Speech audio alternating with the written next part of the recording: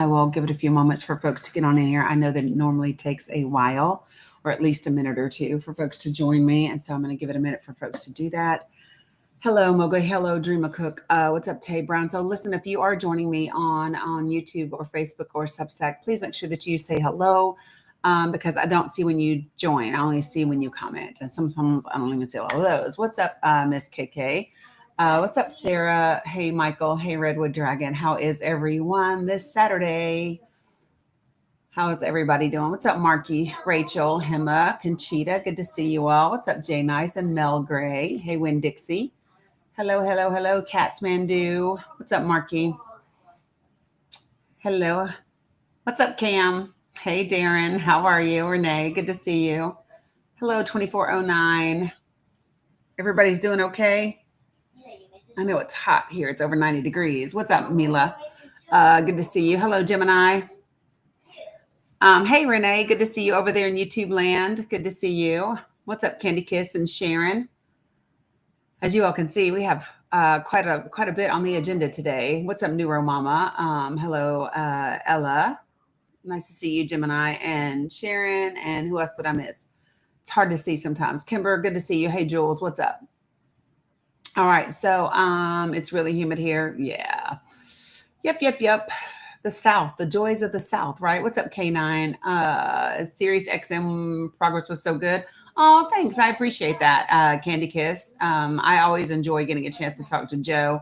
What's up, Lenny? Hello, Beach Bum Wannabe. Barry, good to see you. What's up, Masani? Yeah, so for those of you all who, Lisa recorded. Oh, that's amazing. Great. We love that. If Sonny wants to send it to me, that'd be great. Oh, my life. Hey, Veronica. Yes. So this morning at 9:00 a.m., I was on State of the States with Joe Sudbay on Sirius XM Progress. It is on channel 127. So if you have Sirius XM, you are able to go there. Like I said, it is channel 127, and you'll be able to listen to it. It is on demand. If you're in the Discord, I believe Cam said that somebody recorded it and put it in the Discord, so folks should be able to listen to it there. Joe is just good people. Love that. Appreciate it, Lisa. And, so we had a chance to really talk about, kind of what we're doing on our end with our graphics and with our, our movement in our neighborhoods and in our communities. Hey, AJW, what's up, Penny GF? If you have been on my TikTok this morning, you will have seen that I attempted to very succinctly in like 5-minute videos break down most of the things that we've covered for the last several days. What's up, Sandy? Regarding Kilmo Abrego Garcia and Mr. Ruveni, who was the DOJ attorney. What's up, Nini? Hey, Jinpin. And so I tried to kind of break that down very succinctly to give people information that's important to them. And so that everybody kind of understands what's happened. And I will do a brief recap today. And then I want to kind of get towards this end part of it, where we talk about the actual text messages and emails that were submitted as, as evidence and exhibits in this complaint, this whistleblower complaint. What's up, Cynthia? So that is important. I also wanted to, okay, awesome, Cam, appreciate you. Cam is saying that she also added the links for the Kilmar Abrego Garcia case and everything related to it. She has also added that in Discord. It is in the link tree already. I put it in there this morning. So you should be able to find everything pretty readily available to you. I do want to start by talking about Safola Musale. Safola Musale is an American citizen that was recently unalived in the West Banks. How many of you guys have heard about this transpiring this morning, today? I want to kind of get a temperature check and see where everybody is at, because I do want to talk about it. I think that we might be hearing things a little bit more and a little bit different if the circumstances around it were a little different. Hey, P. Jones, good to see you. Didn't hear this news? Okay. Yep, you didn't know. Okay, cool. You just read about it this morning, Jen. Okay. All right. Okay. So, let me tell you. Let me tell you all what has happened, what has transpired, and so here's what I know is that. Hey, Alice, good to see you. Hey, Lynn. All right. So, oops. So, let me just get it. So, Sofala Musole was an American citizen who was in the West Bank, who was actually beaten to the point of unaliving by Israeli settlers um, in the occupied West Bank. His family members and rights groups have been talking about it. The United States has said that they are aware. But that's so it was in the town of Sinjil, which is north of Ramallah on Friday. Um, and he's from Tampa, Florida. Okay.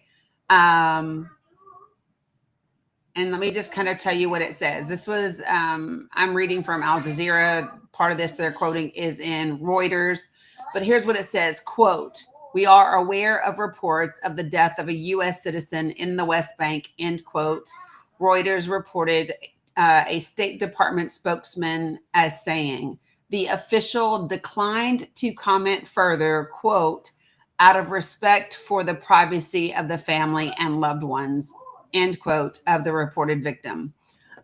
Musley had traveled from his home in Florida to visit family in Palestine, his cousin Fatma Muhammad said in a social media post. Another Palestinian, identified by the health ministry as Mohammed Shalabi, was fatally pew-pewed by settlers also during that attack. Rights advocates have documented repeated instances where Israeli settlers in the West Bank attack Palestinian neighborhoods and towns, burning homes and vehicles in attacks sometimes described as pogroms. Hey, Amy. Hey, Veronica. Hey, everybody. So I know I'm starting heavy, but I want to talk about this because, like, it was in the news, like, but I had to search for it for me to find it. So I believe ABC News has put something out about it. I think CNN has put something out about it. And yeah, so according to this report, and I'm going to be careful how I say this, but according to this report, Israeli settlers are often protected by the Israeli military during, these rampages, and have also unalived Palestinians who show any resistance, right? There are reports of that. The United Nations and other prominent human rights organizations consider the Israeli settlements in the West Bank violations of international law as part of a broader strategy to displace Palestinians. That was the subject that actually got me to this story. So, because I was looking at the percentage of Palestinians in the West Bank that are now kind of displaced. I believe it's over 80% at this point. Hey, good morning, Mama. Good morning, Mary. Hey, Renee. Okay, so let me just recap and tell you all very briefly what I'm talking about. His name is Saufallah Musaleh. This is an American citizen who is from Tampa, Florida, who had traveled to Palestine to visit with family. While in Palestine to visit with family, he was, thank you, Sandy, he was beaten to the point of unaliving by Israeli settlers that had come into the West Bank. Mila, stop fake crying. Mila's mad because you were doing something this. Jeez, oh, Pete, I can't do the fake crying today. The State Department, like I said, told Reuters that they were aware of his unaliving. but that they weren't going to comment any further out of quote unquote respect for the family. I don't know that I think a lack of comment. Stop, please, guys. Stop. I don't know that I find. I got you, Mila. Don't touch each other. Um,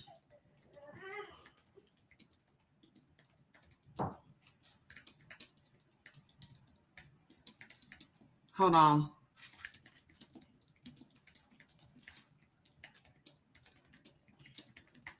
Good morning. Yes, I will.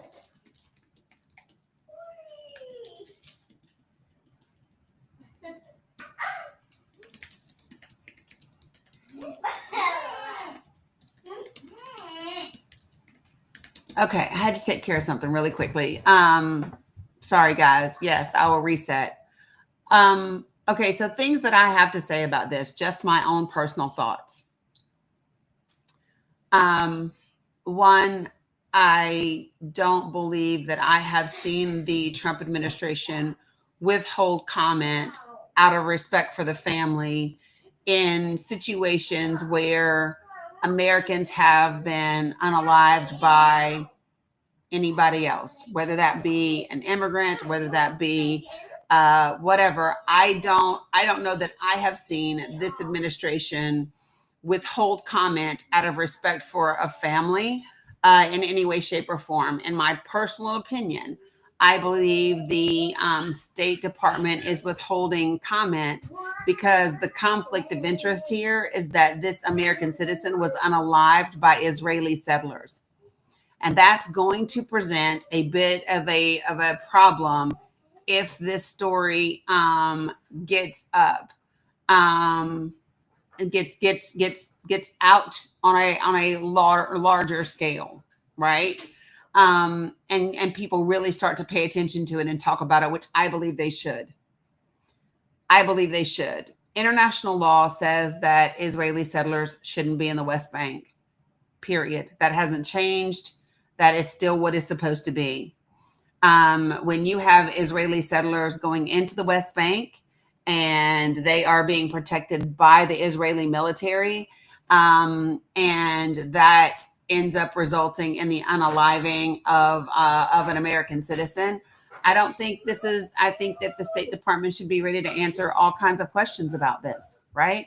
I think they should be able to state very clearly what they think about Israeli settlers unaliving an American citizen. And let me just say this, okay? Hey, good morning, Robin D.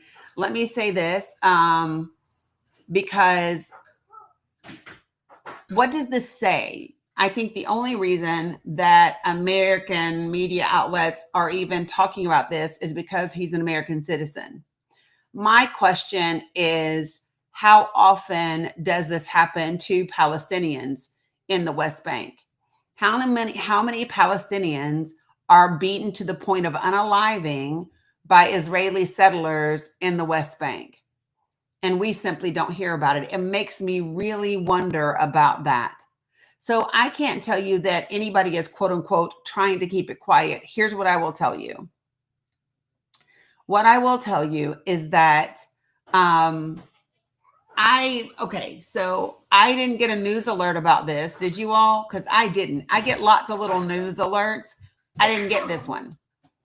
I had to go looking for it. Appreciate the galaxy. I had to go looking for it to find it. And I only found it because I was already looking for other information about what's happening in Israel and what's happening in Palestine, right? That's the only reason I even found it. And it was like 4 or 5 sections down. Yes, baby. Yes.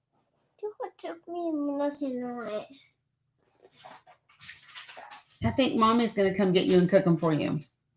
No. What do you mean, no? Yeah, you can take them to mommy's house.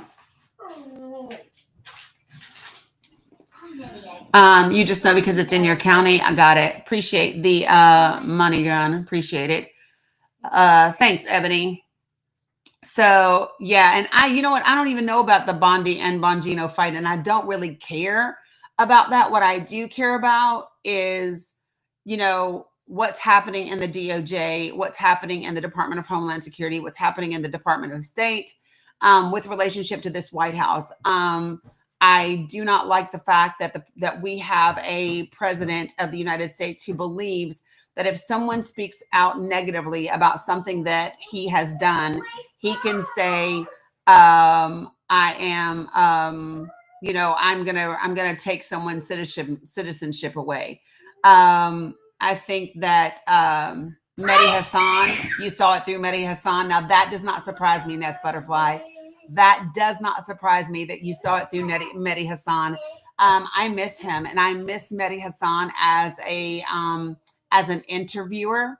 He was great at asking tough questions, and holding people's feet to the fire. Like, he's fantastic, and he doesn't mince his words. He just calls a thing a thing.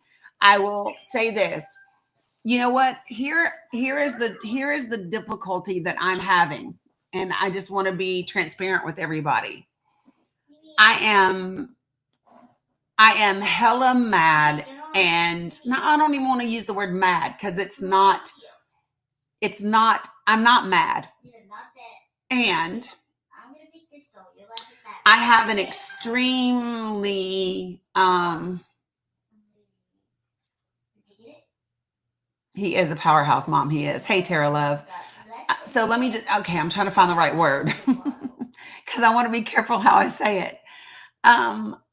Here's the thing. I have like very, very, very strong emotion around what is happening with the Democratic Party. I have a ton of emotion. Appreciate you, Cindy. Around the comments that one little young Democratic guy said on an interview. What's up, Cheryl? Do y'all know who I'm talking about? So Tori, is that and I want to say boy because he looks so young man. What's his name? Hold on. Where he referred to Democratic Socialists as Mickey Mouse candidates or Mickey Mouse opposition. Do y'all know who I'm talking about now? Hold on a second. Let me find it so I can tell you what it says. Okay. One moment.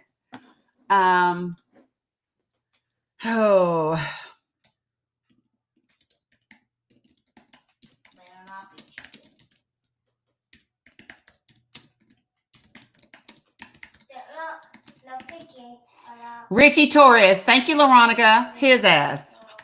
Him. Because I think this was the dumbest thing to have said. This was so dumb, so arrogant. This is going to make people dislike the Democratic Party even more. Even more. And I just don't know what the Democratic Party is thinking, because let me just say this. Hey, Zoe. Mila, stop screaming. So let me just hold on. Let me see if I can find the damn video I want.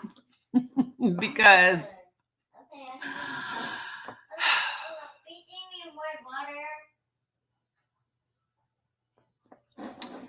oh, that's what you're doing. I'm sorry, you were cheating. Yes, this is it. Okay, here we go. All right, I'm going to play the clip, and I'm going to also say, while I play this clip, that I'm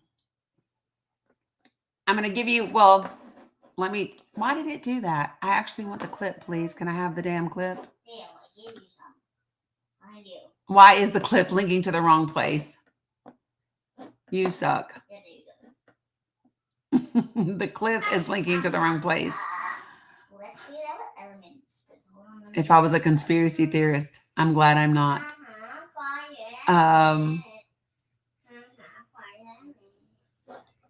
Let me see if this is it. Express themselves well.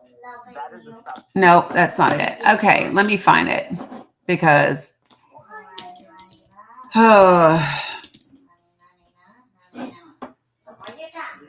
There we go. All right. Finally, I got it. All right. So, folks, give me 1 second, Brent. Let me just say this. If you're new to my live, do me a favor. Go ahead and put a 1 in the comments. And then I will share with you how we do things in this space. That way everyone knows.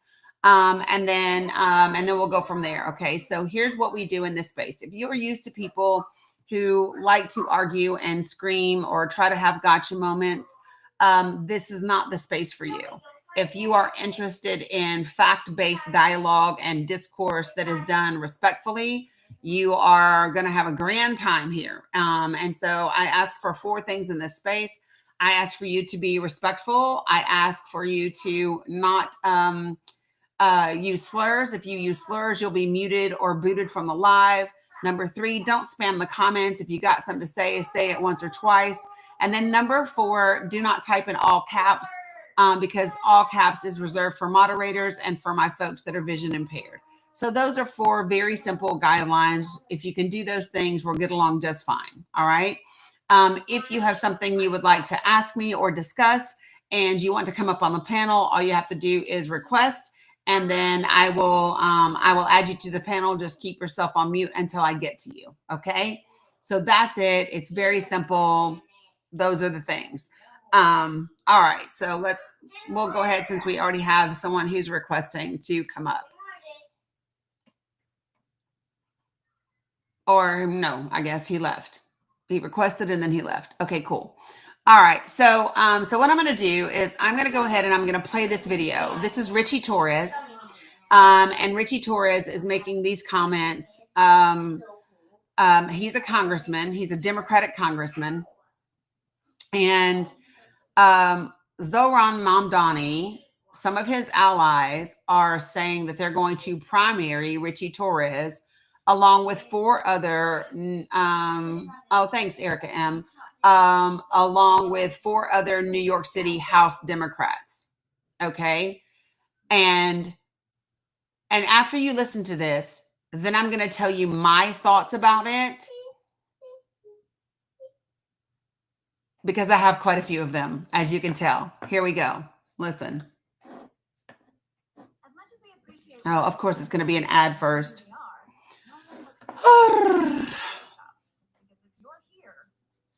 Oh, I do, Jonah. I do remember Santos. Yes, he's out of New York. Yes, Richie Torres is out of New York. Oh dear God, it's a car shield commercial. Give me a second, and the video will come on, and then I'll turn it up for everybody. Tonight, the midterms may have just gotten a little bit harder for some New York House Democrats. Looking to capitalize on Zohran Mamdani's meteoric ascent in New York City, some of his allies are now threatening to primary some Democratic incumbents in next year's election. CNN asked Mamdani if he'd stop those potential challenges, and his press secretary said that he was declining to comment. So who ended up making that list? Well, there's House Minority Leader Hakeem Jeffries, Representatives Yvette Clarke, Dan Goldman, Jerry Nadler, and yes, Richie Torres, who is with us at the table tonight. So what do you think? I'm honored. I think it's fair to say that my colleagues in the New York congressional delegation and I, we do not care about the Democratic Socialists of America. We're focused on defeating congressional Republicans in the midterms and making Hakeem Jeffries the Speaker of the House and reversing the catastrophic consequences of the Republican reconciliation bill. We could care less about Mickey Mouse primary challenges. Now, let me ask you this. How the hell does the first openly gay Afro-Puerto Rican congressperson from the Bronx end up being establishment? What does establishment mean these days in the Democratic Party? Well, for me, the lesson learned from Mamdani's victory is that there is no Democratic establishment. What do you mean by that? Are you being honest when you say you don't know why they're What do you mean by targeting? that? You know why they're targeting. Oh no, I'm not. I know why they're targeting. You know why they're but I don't care that they're targeting. Well, so why don't you say it? You know why they're targeting. I think they're targeting me because I'm pro-Israel. That's 100%. Yeah, that's the issue. So are you saying they're targeting you and all of these other individuals? You got Clark, Hakeem I mean, I think I am specifically targeted because of my position on Israel. And by the way, he's been courageous on this issue, and he's had a backbone, and he has stood up to the wacko radicals in his party on this, and he deserves all the credit in the world for it. But that's why he's on the list, because these people have a burning hatred for Israel, It's one of their main pieces of their platform, and that's why they put him on the list. And it's terrible. So, look, when Democrats have been asking, oh, what did we learn from Dani's victory? What's your answer to that? For me, it says more about media than ideology. Like the race between Cuomo and Mamdani was not just a collision of ideologies and personalities, but it was a collision of the old world of media and the new world of media. Like we have to recognize there's a generation of young voters who no longer watching television. They watch Instagram reels, they watch YouTube shorts, they watch TikTok, and we have to meet voters where they are, and we have to adapt to this brave new world of alternative media. That to me is my greatest takeaway. People always talk about, people talk often about how wonderful Mamdani is and how popular his policy positions are. Nobody seems to mention that Andrew Cuomo, it was a severely damaged candidate with 12, 13 sexual harassment allegations against him, who had to resign in shame, who's got a scandal regarding a different Democrat could have won. Like there was a universe of voters who could not vote for either Mamdani. It doesn't mean that Mamdani Cuomo. did not run an incredibly good and effective campaign. And I acknowledge your point on about Israel, but Mamdani did not run on Israel. He did not even run on defund the police. In fact, he ran away from it. He ran on affordability. And the fact is, there is a generation of young voters who are struggling with the crushing cost of housing and higher education and healthcare, and who want to hear candidates speak to their anxieties about the affordability crisis. And so that to me is the greatest lesson learned, is that we as Democrats have to create an agenda that speaks to the affordability crisis. Why is it that? So let me just pause right there. So let me just say this.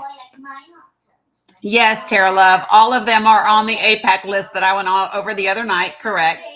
Let me also say this, okay?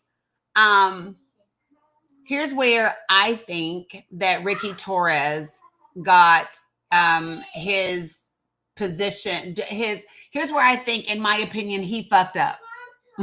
Okay, and I'm going to tell you where I think. It is okay to say, I am secure, and I believe that, Leader Jeffries and other individuals are secure in their positions and their ideologies and their stance on issues for the American people. We welcome Democratic Socialist candidates that would like to challenge us in the primary. That is what democracy is all about, right? If there are Democratic Socialist candidates or any other type of candidate out there that believes they can better serve the American people, then I hope they do challenge us in the primary. And I want the American people to decide who is best to represent them. That is the foundation of this country. That is what Richie Torres should have said. That whole snarky, arrogant, bullshit Mickey Mouse primary candidates, that is going to be horrible when it comes to the Democratic Party. That arrogance, that belittling, that looking down on people is exactly what people hated about the Democratic Party in 2024. And they haven't learned shit. They haven't learned anything. Because he still sounds arrogant. He still sounds condescending. He still sounds uppity. And I don't care if listen, we know good and well that gay people can be on the wrong side of issues. Do you want to know how we know? Look at Bessent right now in the Trump administration. Tara Love said you need to be in PR. I'm just saying, the appropriate comment was what I said, not what he said. The Democratic Party is literally pew-pewing themselves in the foot. It will not be the Republican Party or Elon Musk's party or Democratic Socialists. It will be the Democratic Party themselves that take themselves down. If that happens, it will be the party that will have done it to themselves. Mommy's here. Open the door. It's just like, that's not the response. That is not the response. So let me just tell you all, they are. And here's the thing. I think what they could have said is, in addition to that, is this. The next part is, and as Democrats, listen, there is room in the Democratic Party for democratic socialists. There is room in the Democratic Party for democratic individuals who are fiscally responsible. There's room in the Democratic Party for all of those people. The key in that is democracy. The key in that is service for the people. You can serve the people and be fiscally responsible. You can't really serve the people and be fiscally conservative, though, right? Because then you're selective in where the conservation of the resources goes. And it typically tends to be only to the billionaires and the corporations, right? But this is the messaging that the Democratic Party needs, and it needs to be loud and proud. I think she wants you to take noodles for her. They're on top of the air fryer right there. So this is my thing. Can you imagine how powerful the Democratic Party would be if they became as inclusive as they say they are? Let me say that part again. Can you imagine how powerful the Democratic Party would be if they were as inclusive as they tell everyone else they should be? If they included all the different branches, all the different pieces of the Democratic agenda, right? You're a democratic socialist? Cool. That means we're not going to agree on everything, but we agree on the foundation of democracy. Oh, you're a Democrat, but you are fiscally responsible. You know, you're more right-leaning when it comes to financial issues. Great. That means you and I are going to meet in the middle of the road when it comes to where we spend money and how we spend money and what we spend money on. Got it. That is the beauty of democracy. That is the beauty of what we do. The idea is to have people inside the party that don't agree on absolutely everything, so that we have room to meet and work it out together to find out the middle of the road. Because guess what? Every Democrat doesn't look the same. Every Democrat doesn't believe the same thing. Every Democrat has their own nuances. And the party should represent the people, not just physically, but in ideology. The Democratic Party loves to point out the fact that they have women and that they have men and they have white people and brown people and light people and dark people and, you know, different ideologies and different religions. But do you have different ideology?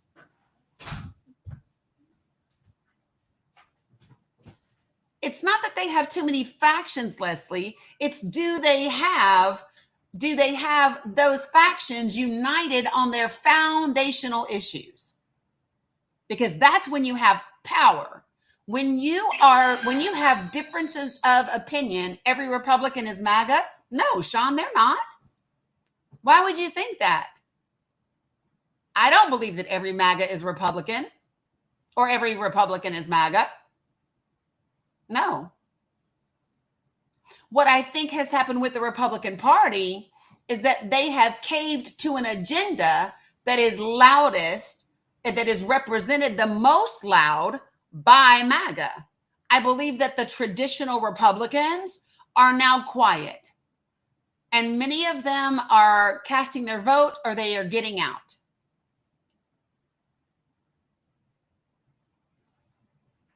And so this is the point, right? Yes, baby. Those pants are super cool. So, right, they claim to be inclusive, but they don't walk the walk. And that is the point. There are Democrats that are conservative, Leslie. Why would you say that there are not? There are. What is wrong with y'all? This is why I hate labels. This is why I hate labels, because you think that you can put people who are in a box. You think that you can put people in a box, and there's no such thing. People are complex. People are multifaceted. And this is what has happened to the parties. I'm just saying.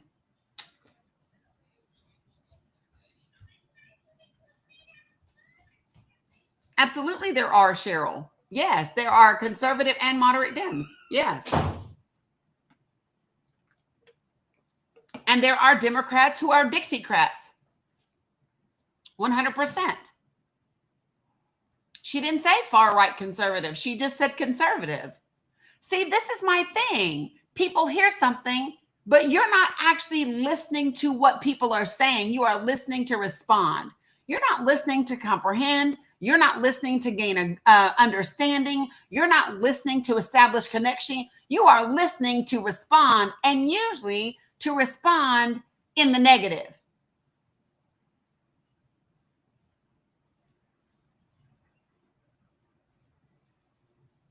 The Dixiecrats are who we used to have in the Democratic Party. Hello, hell on wheels. So let me just be clear about what I'm saying. So my personal opinion is that this interview with Richie Torres was handled horrendously. Absolutely in the worst way possible. Right, Cheryl, we do. Hey, Carl Martinson. Cheryl said we still have Dixiecrats. Yes, I believe we do. But the point of the matter is everything about what he said was arrogant and condescending, and it was just derogative. Why would you ever call another potential candidate Mickey Mouse? It's childish. It's childish, and it speaks of insecurity and immaturity. That's what it speaks of. It speaks of immaturity and insecurity. And then when he said that Mamdani didn't run on Israel and didn't run on whatever the other issue he said Mamdani ran on affordability. Yes, because you want to know why? Everybody wants a place to live that is affordable. Mamdani is smart. He's not going to play into the issues that are going to make people try to kind of push each other one way or the other. He ran for all people, not just one side of people. He ran on affordability, which appeals to everyone. Now let's go back to the four pillars of policy that I talk to you all about all the time. Y'all hear me? What are they? The acronym is HEHE. It is healthcare, education, housing, and economic security, right? Yep, you all got it right in the comments. So here's what we know. Healthcare is part of affordability. Education is also part of affordability. Housing is definitely a part of affordability, especially in damn New York City, right? And economic security is about affordability. Literally, with that one umbrella term, he can now speak to all four elements of policy. It's brilliant. It's smart. And it's exactly what people want. Hey, Nance, you hear me? So this is why I keep saying these are, and this is just my own, listen, y'all, when I tell y'all this is not in some political science book that I read somewhere. It's not some political class I took anywhere. This is just my opinion, having been in the space and doing grassroots organizings for over a decade, right? That's why this is my opinion. And so what I have found talking to people and talking to voters all around the country is that no matter what they're talking about, it almost always comes back to one of those four things. And in that one word, affordability, he has been able to tie in everything. He can talk about school vouchers and what it will do and what most people won't be able to afford, which is private school, right? He can talk about housing and rent caps and all those types of things, and it ties right into affordability. He can talk about Medicaid expansion. He can talk about putting caps or removing the cap on Social Security taxes, right? Investment, right? He can talk about all of those things under that one term, affordability. It's smart. And it doesn't mean that I want y'all to listen to this terminology. Can we go back and just assess this entire thing for a second? Give me 1 second, Stephen. I'll bring you right up. Hey, Ethan. So listen, the first thing that I don't like is the verbiage that they use to open this segment. Remember when I said to you, you have to pay attention when the media, any media, uses a headline and the verbiage that they use, because there is intent in the word choice, right? So when they say that these allies of Mom Dani are threatening to primary these Democrat people in the House, the media is trying to make this automatically seem like a fight, to say they're threatening to. No, why not just say allies of Mom Dani are looking at the potential, right, of running for office after seeing the success of Mom Dani just by talking about issues. It appears that the city of New York is ready for something that is different from the traditional Democratic establishment. So we are considering running for office, and these are the seats that we believe are vulnerable and available for us to make a strong challenge on. Right? These are the things, guys. Thanks, Allie. Appreciate you. But so I want you to notice whenever they use the words like threaten, how are they trying to make you feel? And he fell right into it. Let me just tell y'all, that Joker, he fell right into that little trap. That introduction when she said they were threatening to run, and he fell right into it with his ego. He stood 10 toes down, deep in his own ego, and said, well, I think me and the Democratic Party, we're not worried about Mickey Mouse, Democratic Socialist Mickey Mouse challengers. Now you sound like the reason we lost 2024. Ridiculousness. And when you say, let me just tell you this, when you say you know the reason they're challenging you is only because of your stance on Israel, do you know what that tells me? That tells me you know that your stance on Israel and the money that you've taken from AIPAC is questionable. That's what it tells me.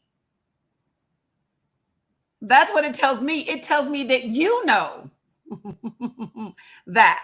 You know what I'm saying? Don't project that onto them because they didn't say that.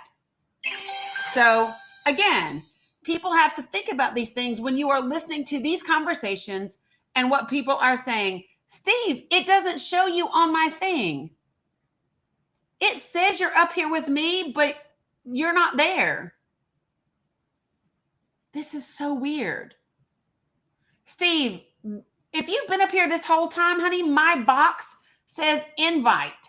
It doesn't show you at all. TikTok has been crazy all day. Listen, I'm going to disconnect you, and then I want you to re-request right up. Hey, it's so weird. Has he been there the whole time, y'all? You didn't see him either? Thank God it wasn't just me. It shows no one. Thank you. It's not just me. Great. Because I was like, but then in the guest thing, it said he was up here, but he wasn't up here. Steve, request back up, and then I can put you up there. That was so weird. It said he was up there with me, but then he wasn't up there with me. Come back, Steve, and I'll bring you up. Here, I sent you an invite, so that might make it easier. Yeah, you only see an empty request box. Me too. Ramen D, that ain't funny. No, I don't think so, Whitting Jewelry. I don't think so. Well, I don't know. If he requests back up, I will happily bring him up. But I sent an invitation, so Yeah, TikTok made me do a bunch of stuff earlier today too. So I don't know. It was like, let's do a security check to keep your account secure. And I don't know, like Facebook made me do that once I hit a certain number of followers. And yeah, it's been empty the whole time. So I'm glad it's not just me. Okay, great. All right. So these are my thoughts around the Democratic Party. Real talk. Okay. Now, next, I want to go back to this conversation about Safala Musaleh. Okay. And I just want to be clear about my thoughts on this. And these are my personal thoughts and opinions. I would love to hear yours. So you are welcome to come up and tell me what you think. But let me just tell you all who this is. So this is a 20-year-old American citizen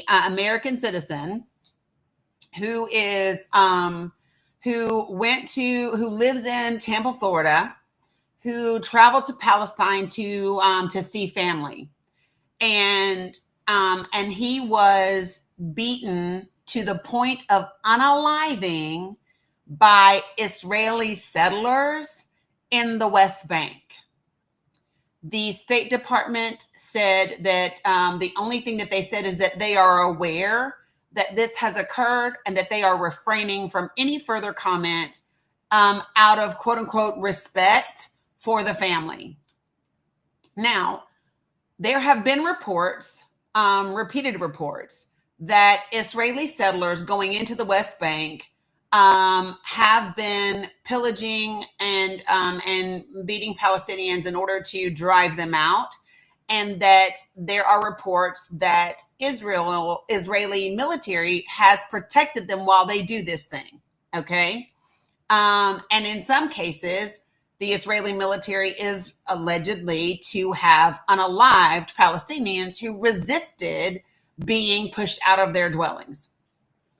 So, I personally don't believe that the State Department is refraining from comment out of respect for the family.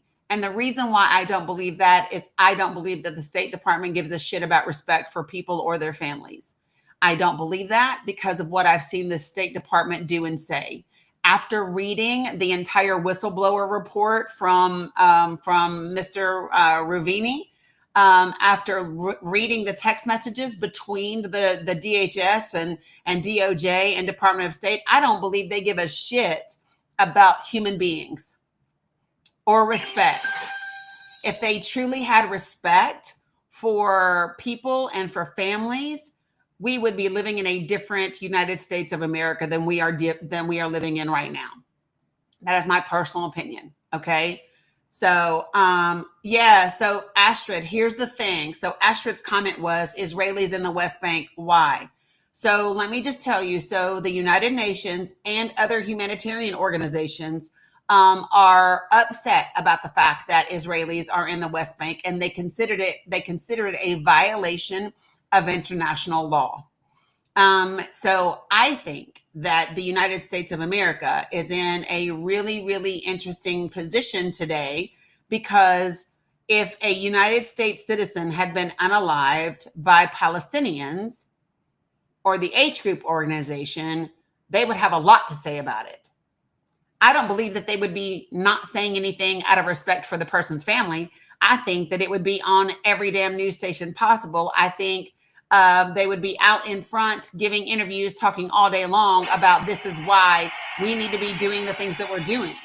But the fact that this happened and it was committed by Israeli settlers, that's a problem for this administration. So they've got to all get together and try to figure out how the fuck can we spin this. So things that I would not be surprised to see. I would not be surprised to see some claim coming out of Israeli military there, or is other Israeli settlers, that this person was, somehow an aggressor. I would not be surprised to see some sort of accusation that minimizes the role that they played, or maybe even quote unquote attempts to justify the outcome, right? I would not be surprised to see that. So What I think should happen right now, I think that everyone should be posting on their social media his name. What's up, Phantom? I think that everyone should be posting the name Safalam Musaleh. I think everyone should be asking the Trump administration, what are they going to do about this? What are the plans now that Israeli settlers have unalived an American city on the an American citizen on the West Bank?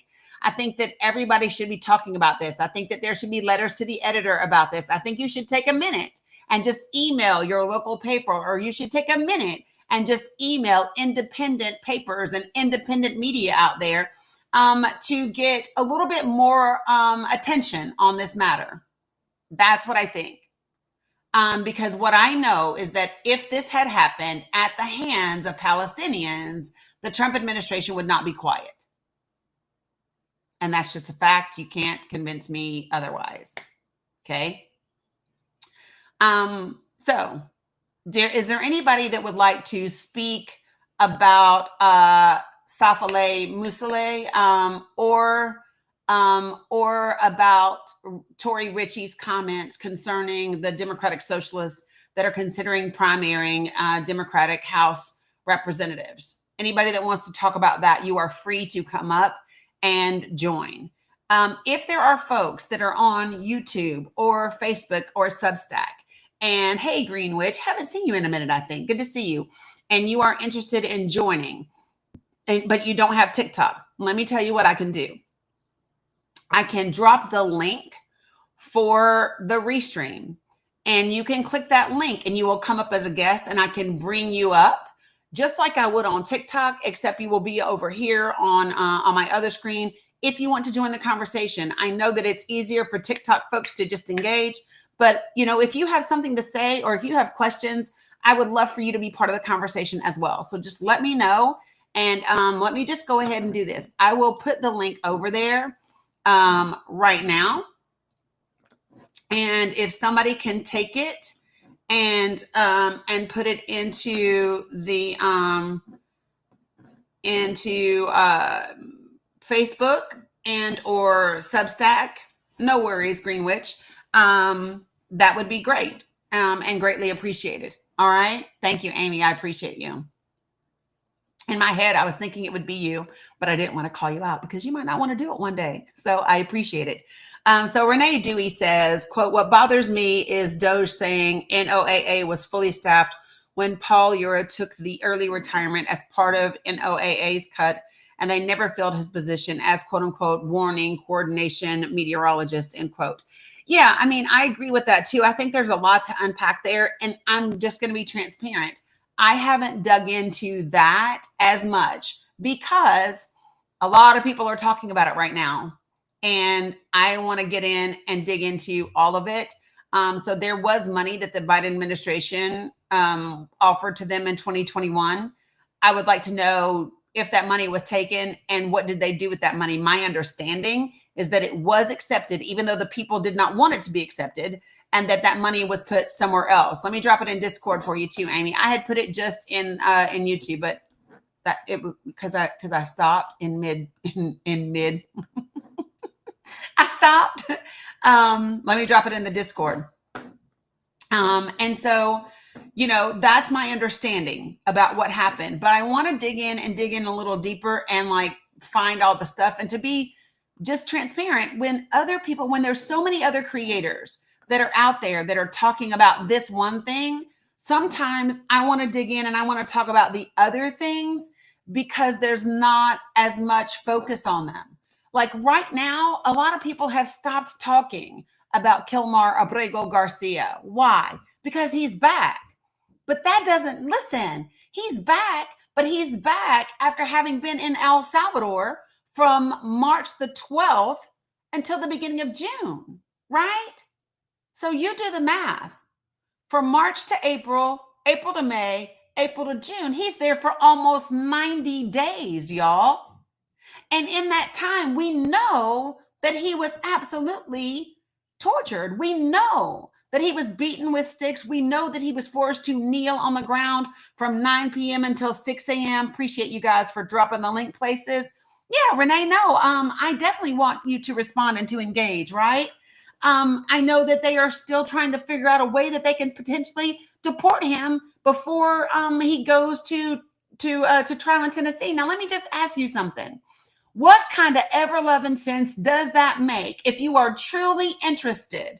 If you are absolutely interested in saving money, why in the fuck would you put somebody on a plane and then send their ass all the way to another country only to have to turn around and put him on a plane and bring him back to serve, to stand trial? That's stupid. He's here already.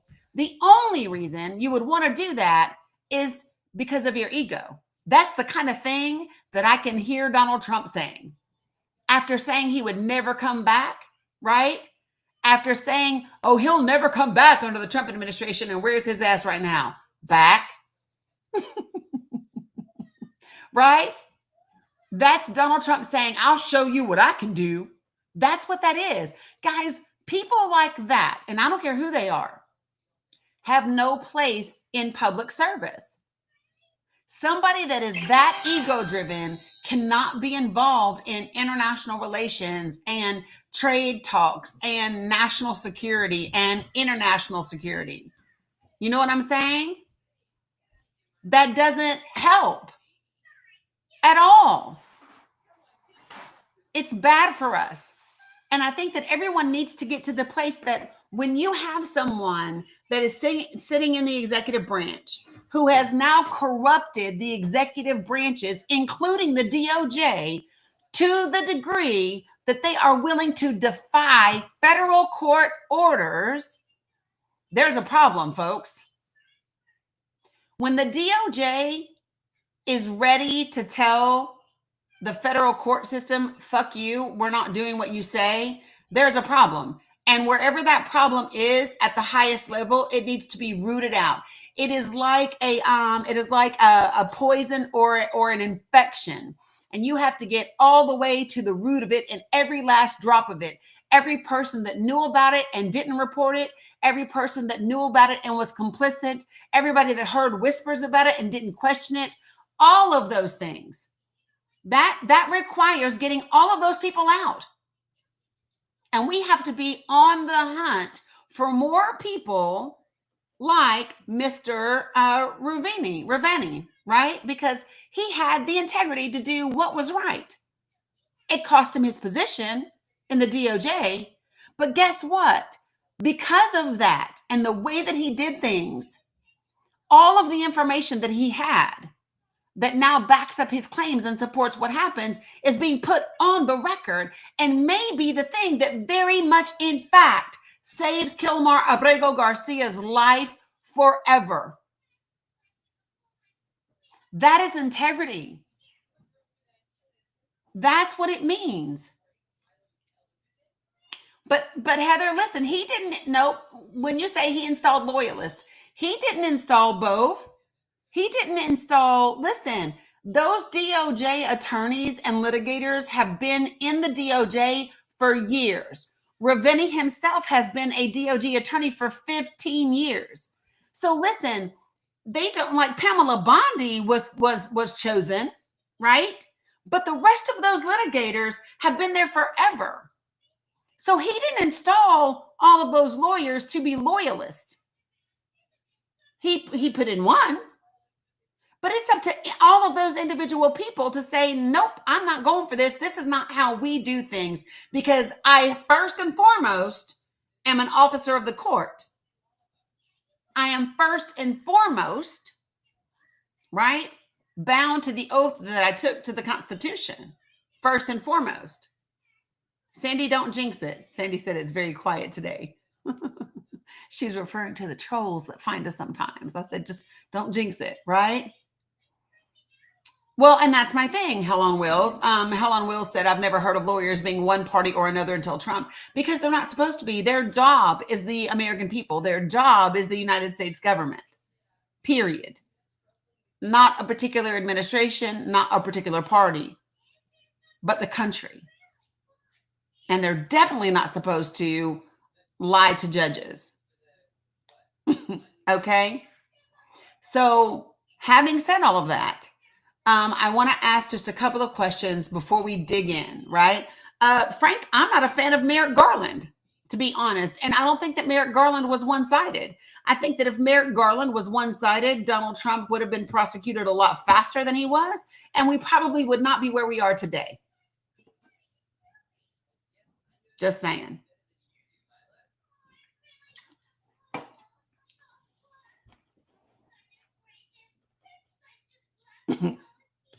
Just saying. All right. All right. So here's what and Frank, if you want to discuss that, feel free to request up. Feel free to request up.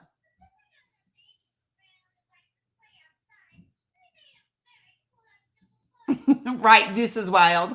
Yes, Merrick Garland aired way too much on the side of being cautious. You are correct.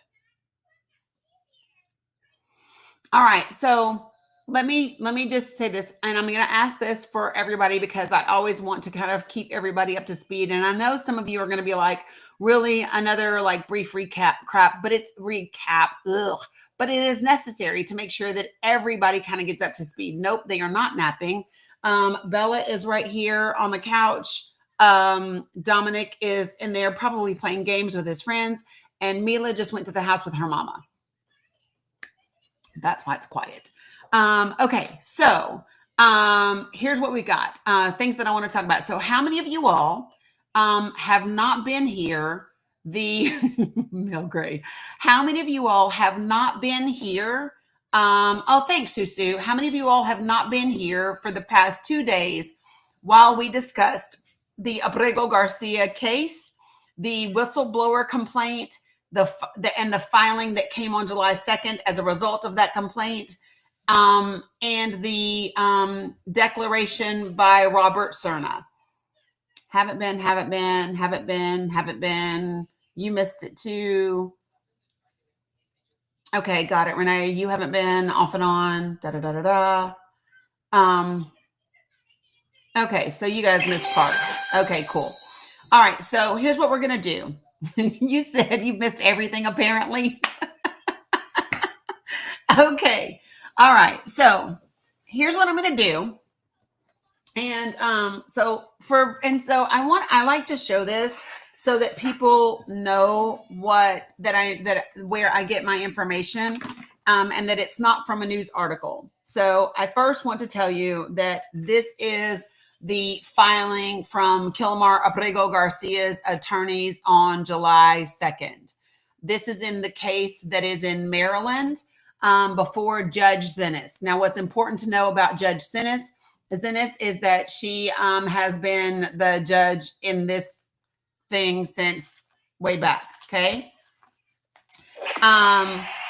Next, this is the whistleblower complaint that was filed by the DOJ, the former DOJ attorney, Mr. Ruvini, who lost his job as a result of his integrity and his unwillingness to do the wrong thing. You tried getting in on my link tree, but you had issues. What kind of issues did you have, Renee? Tell me. What kind of issues did you have? When you go to my my profile, whether it's on TikTok, Substack, I think it's on Substack, Facebook, or YouTube, you should be able to see a link for my link tree. You should be able to click that link, get right into it. And I think the first link in that link tree is my resources. And then there's if it was just pulling up the file. So listen, Renee, let me know if there's something wrong with a particular link. I put those links in yesterday and today. And then I also was rearranging things this morning. So yeah, try again and let me know. All right, so here we go. And then this last piece of document, this is the declaration by Robert Cerna. Okay. So just him, Sandy. So Mr. Ruvini is the only person that has filed, you notice the rearranging, because I'm trying, Cam. He's the only person that filed a whistleblower complaint. The beautiful thing, though, is that he actually kept text messages and emails, which I love for us, so that we can see the exchanges. And I haven't printed those out, but they are up on my screen, and I will show them to you so you all can see what they say. I didn't print them out. My ink just arrived. Listen, y'all, remember when I got off my live last night and I kept saying I had ordered new ink? It arrived literally within 5 minutes of me ending yesterday's live. I was like, great. So I did print off the other things, but I haven't printed off those text messages and emails because they are 49 pages and I haven't done that yet. So Deuce is Wild. It should disqualify Bove from getting the job. It should. And that is why we all have to contact the Senate and House Judiciary Committees and point that out to them. There is no exception to this. And they have been reading these emails and these text messages and questioning him about them. Okay. So here we go. Yeah, we will see. Okay. So I'm going to do a brief recap. Okay. Are you ready? And where am I going to start? I'm going to start here. Okay. So where am I getting this part? So listen, in my link tree, there is also the 2019 court case, which I read, but it looks like either some of the stuff wasn't in those court documents or they were in other court documents that I missed. You know what I mean? Like, I don't know, but it's all in these court documents that I put in the link tree. So I'm going to kind of give you the timeline so that you can walk through this with me. And I want you to just hear how these things transpire. And I'm going to tell y'all something. My immediate thought with this is, if this has happened, because if we're honest, his interactions with police in 2019 were very suspect, right? As were his interactions this year with police and ICE. And it really gives me pause, and it makes me wonder how many more of our Hispanic community and immigrant community is having similar experiences where they are having interactions, they are having incidents occur, but those things are not in the system. And that really bothers me. Yes, the last two lives, they're on Facebook and they're also on YouTube if you want to watch them in their entirety. I think in order to post the live in its entirety on Substack, I have to go back and actually publish them, and I haven't done that. So, Amy says it's all so broken. Let me say this. I do not believe that the legal and judicial system is broken. I believe that it is designed and is working exactly as intended. I believe that our legal system and our judicial system was designed for a particular group of people, right? Predominantly, those people are going to be white, those people are going to be men, and those people are going to be rich. Everybody else, it is what it is. Okay, that's what I think. Those are the people that wrote the system. Those are the people that built it. And I think that that's why it is where it is. Okay. All right. So here we go. We're going to dig in. I appreciate you all for liking, for sharing, for gifting. All of those things help the live. I will tell you this. I encountered resistance with TikTok today, getting all of those videos put up about Kilmar Abrego Garcia. And what's very interesting is it was the last two videos that gave me the most trouble. So I'm not dumb. I do know who now owns 60% of this app. I do know the corporations that have now purchased into TikTok. I know who they are. I know who their friends are. I know how they lean politically, right? I also know that I don't give a shit. We're going to keep doing the work, and I'm going to trust that it will get where it's supposed to get. And we will continue to do what we're going to do, period, point blank. All right. So, and that is why I keep expanding the number of platforms that I'm going to be on. I'm even considering adding Twitch to things and maybe, a couple of others. The bottom line for me is just to be out there as much as we can be out there. with information and hope, mobilizing people to be effective in your communities, because that is what's going to change things. Believe it or not, folks, it is going to be what you do in your circles of influence that will make the difference long term for us. It will be the American people who save us. Bradshaw, you know why the kids are so quiet? You give them nap time. If you don't know what it is, look at the video up on Facebook. Yeah, so no, like Bella is right here. She's wide awake. Dominic's wide awake, but Mila went to her mom's house. That's why it's so quiet. Okay. All right. So here we go. All right. So I'm going to give you a brief recap. There will be times that I might bring up a page to show you the part that I'm talking about. But okay. So in 2006, Kilmar Abrego Garcia is in El Salvador. That is his. I am on Clapper, but I'm just not live there. I need to do more. Yes, baby. Yes, you can.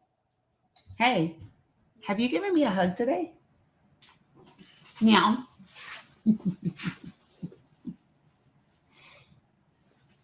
Love you. All right. So, okay. So in 2006, Kilmar Abrego Garcia is in El Salvador. That is the country. It is a short recap, Laura, and then we're going into some more evidence. Because we've already talked about Saifullah Musaleh, which we might recap on again. But so check this out. So in 2006, Kilmar Abrego Garcia is in El Salvador. That is the country where he is a citizen. It is the only country where he's ever been a citizen. Okay. So he's in there in 2006. Now, there's a situation in El Salvador that he and his family are experiencing that we know occurs. We've seen it happen here in the United States in certain communities and in other places. And so what was that? It was that there were local organizations, and in this case, a G organization, that were engaging in tactics to try to strong arm small businesses to give them money in order to operate. Right. We've seen that where people in some neighborhoods, hey, Patricia, are required to pay in order to exist. And so Kilmar Abrego Garcia's family was resistant to that. And so what happened is that they began to, sometimes beat him up, sometimes threaten them, sometimes do other things to try to coerce his family into being extorted. Okay. And so that really, was happening somewhere around 2006 and beyond. So by the time we get to 2011, Kilmar Abrego Garcia enters the country without inspection. For those of you all who are interested in the law that governs that law is 8 USC 1325. When you enter the United States without inspection, it is a crime. And the penalty is that very similar to like getting a really bad speeding ticket, right? So you could get like up to 6 months in jail and a civil penalty of $50 to $250, right? That's the level of the crime that it is to come in here and without inspection. It's a misdemeanor, right, Jane Eddy? It's a misdemeanor. So then what happens is he makes his way all the way up to Maryland, which is where his brother, who is it's that way the first time, Nene. The second time, then it can like double the numbers, and instead of 6 months, it can be up to 2 years. So he makes his way up to Maryland, which is where his brother lives, who is a United States citizen, and he stays there. And that is where he begins to work. That is where he begins to make community, and he ends up meeting the woman who is now his wife. And eventually they become close, and she has she has 2 children from another relationship that he just takes them in. Exactly, Patricia. I'm good with that. And so he begins raising them, and they're all together. Okay. So fast forward, he's now been in the country 8 years. So in 2019, he goes to Lowe's in Hyattsville, Maryland. Hyattsville City, Maryland. He goes to this Lowe's to solicit work. Now, if you've ever lived in cities where this happens, right? I want you to follow me along. there are a lot of times that you will go to Lowe's or Home Depot or certain communities and you will see immigrants there that are available to do work. And so sometimes I have even seen white US citizens who own construction businesses or home improvement businesses who drive up and they offer those guys employment, right? Yep, they do day labor to get money. So this is a thing that is common. And so, yeah, everybody over here is like, yeah, I've hired them almost every day. Yes. Now, I want you to think about this. Like, you know how in some places you can go to the temp agency, and if you get there early in the morning, the first jobs that they have, the first people there get the first jobs. And so you know the people that are there, but you don't really like hang out with them. They're not your friends. You just know them from being at the temp agency with you. So when Abrego Garcia gets to the Home Depot, he recognizes the three other guys that are there. He recognizes them there from being there before, soliciting employment. So the four guys are sitting there having a conversation, and a Hyattsville City detective comes up and begins to talk to one of the three graphics. Yeah, no, coolest mom ever. Like, I see it. I got a friend in Atlanta. He'd be like, yeah, I'm gonna go up here on this corner and pick me up some folks to do this work right here that I need done at my business. But anyway, so this detective is there talking to the three guys, to the one guy out of the other three. And the next thing you know, police arrive from PG County. PG is Prince George County. So from their police department, they come. And the next thing you know, they arrest all four people. Okay. They are taken to Prince George Police Department. They are put in separate rooms where they are questioned. They keep asking Kelmar Abrego Garcia about being in a G organization. Does he know people? You can be released if you cooperate. He doesn't know anything. And so finally they say, ICE is coming to get you. And they do. ICE comes to get him. They take him back to the detention center. And that's where he remains. All right. Now, his family gets him an attorney. Well, yeah, his family gets an attorney, and that attorney requests for him to be released on bond until he sees the immigration judge. And when they put that request in for bond, it's 70 pages long. Like, there's all kinds of different, like, character witnesses or whatever who vouch for him and say, yeah, he should be released. ICE appeals that status change and says, no, he shouldn't be released because he's a quote unquote danger to the community, because local police have verified that he is an active MS organization member. All right. So he is denied the bond and he has to stay in the detention center until his hearing happens. His hearing is scheduled for August 9th. Through August, it's 2 days, August 9th and September 27th. So while he's in the detention center, his girlfriend is pregnant. And so they determine that they want to get married before the baby's born, all that kind of stuff. And so because his bond has been denied, they have to get married in the Howard Detention Center. That is where they get married at. Now, I want to tell you this. When his attorney is trying to figure out how the police verified that he was an active G organization member, they contacted the Prince George Police Department and said, we would like to see the incident report that happened at the Home Depot that got my client to be in your custody to begin with. Prince George County said, huh? What you mean? What you talking about? We don't have an incident report for something that happened at the Home Depot. Matter of fact, we don't have your client's name in our database at all. What do you mean? We're confused about that. You mean the only thing that you have is this G organization fact interview sheet? It's called a GFIS sheet. Yes, babe. Absolutely. You want to bring it to me? Yeah, dump that out, rinse your cup out. Or you know what? You can dump it out and get a clean cup if you want. Okay. And here's the thing that's about that. Can you all imagine? So do you want me to just leave this room? Yeah, just leave it and get another cup. Yeah, the dishwasher's clean.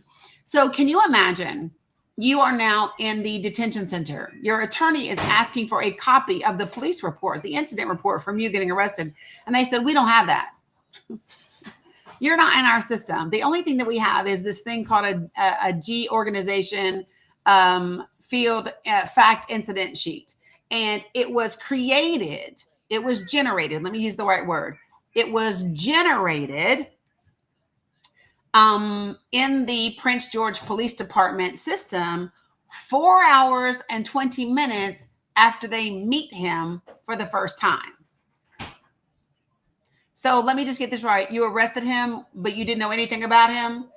And the sheet that you're using to say you knew he was a G member wasn't created until 4.5 hours after you met him. Got it, right? So his attorney contacts the Hyattsville City Police because they were the first ones to encounter them. Well, Hyattsville, unlike the Prince George Police, say we do have an incident report for what happened up at Home Depot. But our incident report only has 3 names on it, and your boy's name is not one of them. So wait, what? You don't have record of Kilmar Abrego Garcia either being at the Home Depot? Well, then how the hell did he get to the police department, and how did he get into ICE custody if neither one of you have an incident report that has his name on it? You mean the only document that exists is the document that was generated after you all met him? Is that what you mean? Got it. And based on that and that alone, the judge denied his bond back in 2019. When his attorney wanted to speak with the detective that generated that sheet, he was informed that that detective had been suspended for sharing confidential information with a Schmex worker. When he asked through the Inspector General to interview other detectives that are part of the G unit, that was denied. So that just means Kilmar Abrego Garcia has to stay in the detention center until his hearing, which is going to be August 9th and September 27th. So he gets married in that detention center, and his girlfriend, who is now his wife, is pregnant, and due to a pre-existing condition, it's a high-risk pregnancy. And so he has his first part of the hearing on August the 9th. She then gives birth August 11th, where he misses the birth of his son because he's in the detention center. His son is born with an underdeveloped outer ear, which they later determine is that he's deaf in that ear.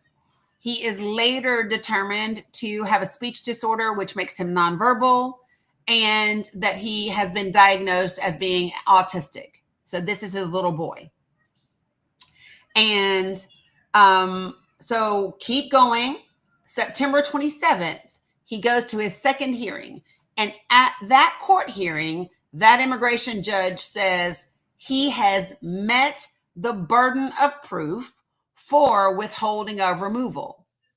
That which means he is more likely than not to be persecuted if he is returned to El Salvador. This withholding of removal is good for 10 years. He can be here from 2019 to 2029. And he has to check in with ICE every single year in between now and then. And then we will reevaluate this order in 2029. So that was it. Since 2019, Kilmar Abrego Garcia has worked to take care of his family. His wife has worked to take care of his family. And then we get into 2025. On January the 2nd of 2025, he then goes for his regular annual ICE check-in, which is completely uneventful. He goes to it, goes on home, keeps moving. By March, Oh, I so want you to come up here. Oh, no, I don't. You have 11 followers and 3 people following you. Scott, 420, you got like 30 seconds to join the panel, or you'll just be muted and booted from the live. Come on, Scott. Come on up here. Be a brave boy.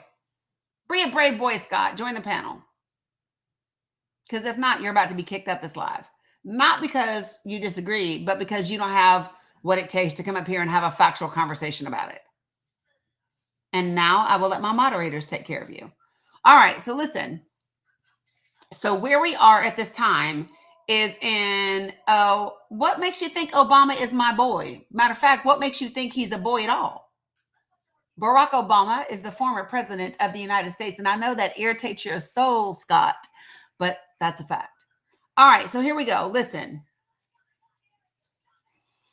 So at this point in time, right, March 12th of 2025, Abrego Garcia is working. He is working as a sheet metal apprentice, first-year apprentice.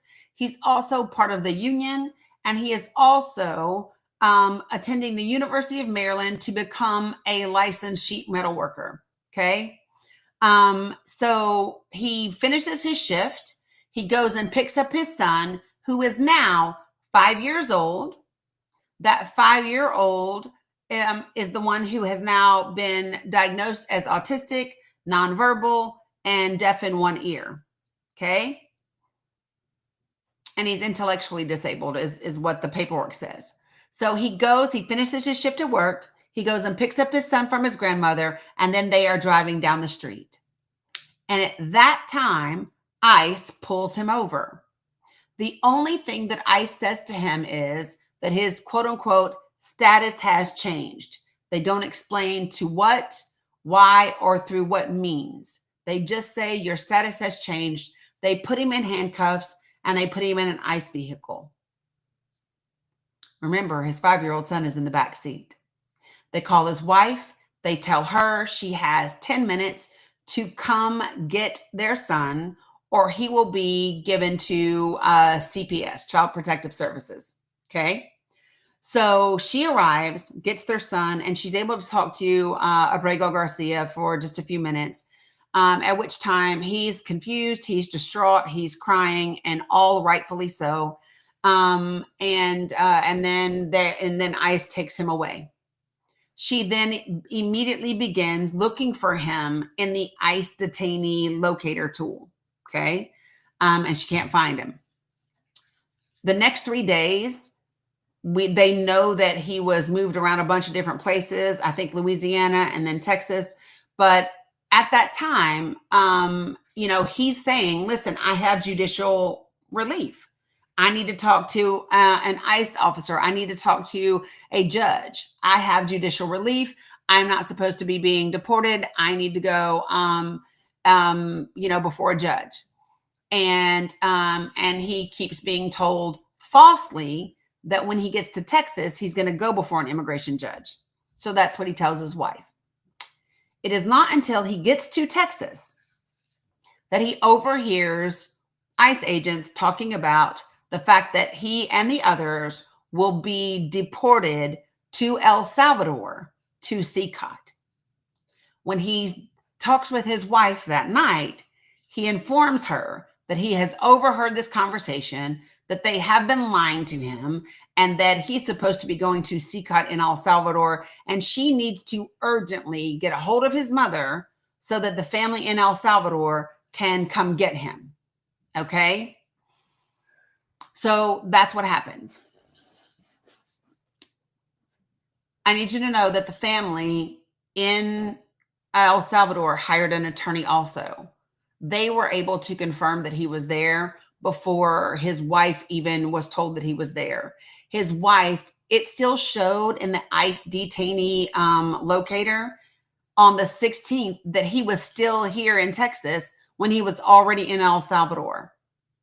And the staff was telling her that this is what one ICE person told her, is El Salvador was calling for him. Okay. So her husband is gone to El Salvador. She's here with all 3 children. The ICE locator tool says he's in Texas, but ICE people are telling her he left on the 15th, right? And his family in El Salvador has an attorney that has verified that's where he's at. This is where I need to tell you what's happening simultaneously, because from this point forward, there are 2 parallel stories happening. One is Kilmar Abrego Garcia's story. The second is the whistleblower story. And these things are happening at the same time. So follow me. While he is, Nate, that was so weird. Give me one sec. Can I get somebody to give me just a quick break before I go into both of these things so that I can have a bio break? And then I'll be right back and we're going to get into this. I want to recap because more people have joined and have missed what I said about Sofala Musaleh. And then I want to talk about the Trump impact.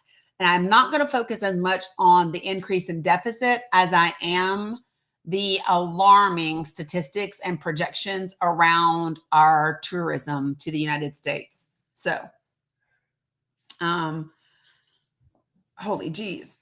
And I got in my back. Oh, thanks for following, Denise. I appreciate that, from Wisconsin. Appreciate you. I don't know. Jinx, are you coming to give me a break? Or you got something you want to say? I think that was an accident. That's what I think. Give me a sec.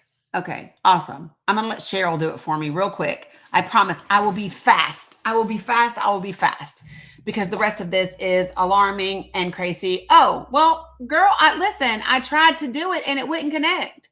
What you mean? I forgot. I forgot there was 2 of you. Hey there. Hey, what's up? Stace might join you. Yeah, I don't know. Okay, I'll be right back. It's folks. me. Hi, Cheryl. You can do it. Okay. How are you doing, Stacey? I'm great. How are you? This is a lot we're taking in today. Yeah, I'm sitting here trying to paint and just not feeling it, but that's okay. Hi, everybody. While Dani is on her break, just want to remind everybody to hit the heart at the top to get their daily heart me, if you haven't done that already. And then make sure you also hit it again in order to go in and collect your points. You can collect points for all the various things like sending gifts, your heart me, also when you're tapping and liking the screen. And there's like bonus points and all that. In order for you to collect those points as one of her members of her team, you have to go in and claim them. So don't forget to do that. And you do that, like I said, by clicking the heart at the top. Make sure you keep tapping the screen while you're in here. You can also share the bottom right-hand corner. There should be an arrow down there where you can share it out to any of your friends that you have on TikTok. And that helps the algorithm get us out there to share this information. And also get people into her group here so they can learn about Dani and all the awesome information that she shares with us and teaches us. If you don't want to share it out, you can also click the arrow and just copy the link to share, and that still helps boost it. And then you don't actually have to send it out to anyone. Either way, that's still helpful. She's got the goals at the top too, under that heart, at least for me on my mobile, under the heart me, there is the goals there and subscription. It kind of goes, circles around to both. So if you want to gift her based on that goal, you just click on it when it shows the goal and you send what she's got there. If you haven't subscribed to her, that's also how you can click to subscribe, or the bottom left-hand corner, there is subscribe down there as well. You can also find Dani's link tree. You can find the link to that by, you don't want to do it now because I'll click you out of here, but if you click on her name, it'll take you over to where her account is, and there'll be a link tree in there, and they like to call it the link force because there's so much information there.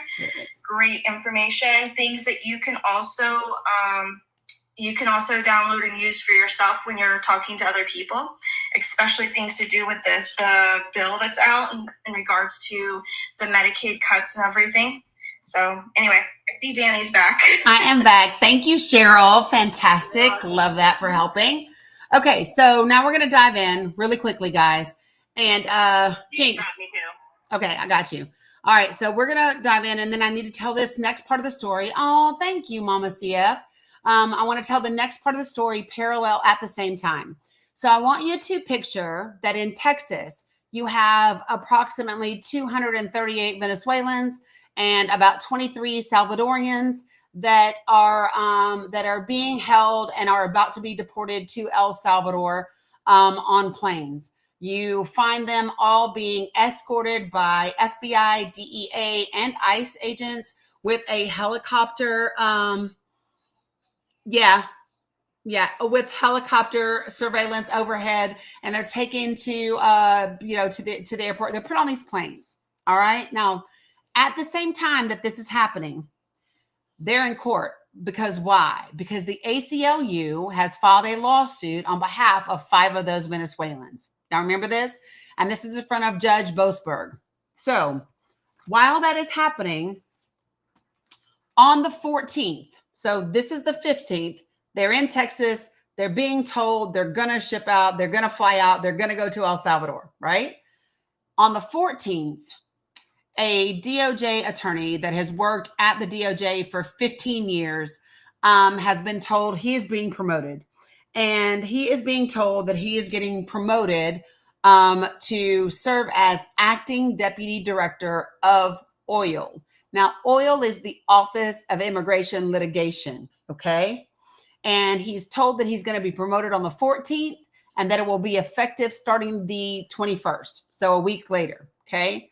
But almost immediately after he is told that he is going to be promoted, he and several other people, oh, I love that. Thanks, Dale. Dale said, I remember, but the details make a difference.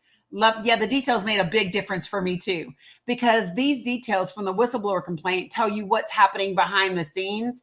It's almost, for me, you guys, do you remember when we were reading the depositions from January 6th and we were like, holy shit, all of this was happening in the background, because it gave you this picture of people who were running around the White House and what they were saying and what they were doing and all of those things. Oh, appreciate you, Blue Honey and Vanessa. Thank you. And so it was absolutely nuts, right? So that's what this is like, because you get this picture of not only what the news is reporting in court and what you saw being reported, but what was actually happening behind the scenes, especially when you have these text messages that go along with it. Okay. So check this out. So he gets called into this room and he is told he's invited to this, hold on a second. This is all his like distinguished service stuff. Here's the place where I want to be.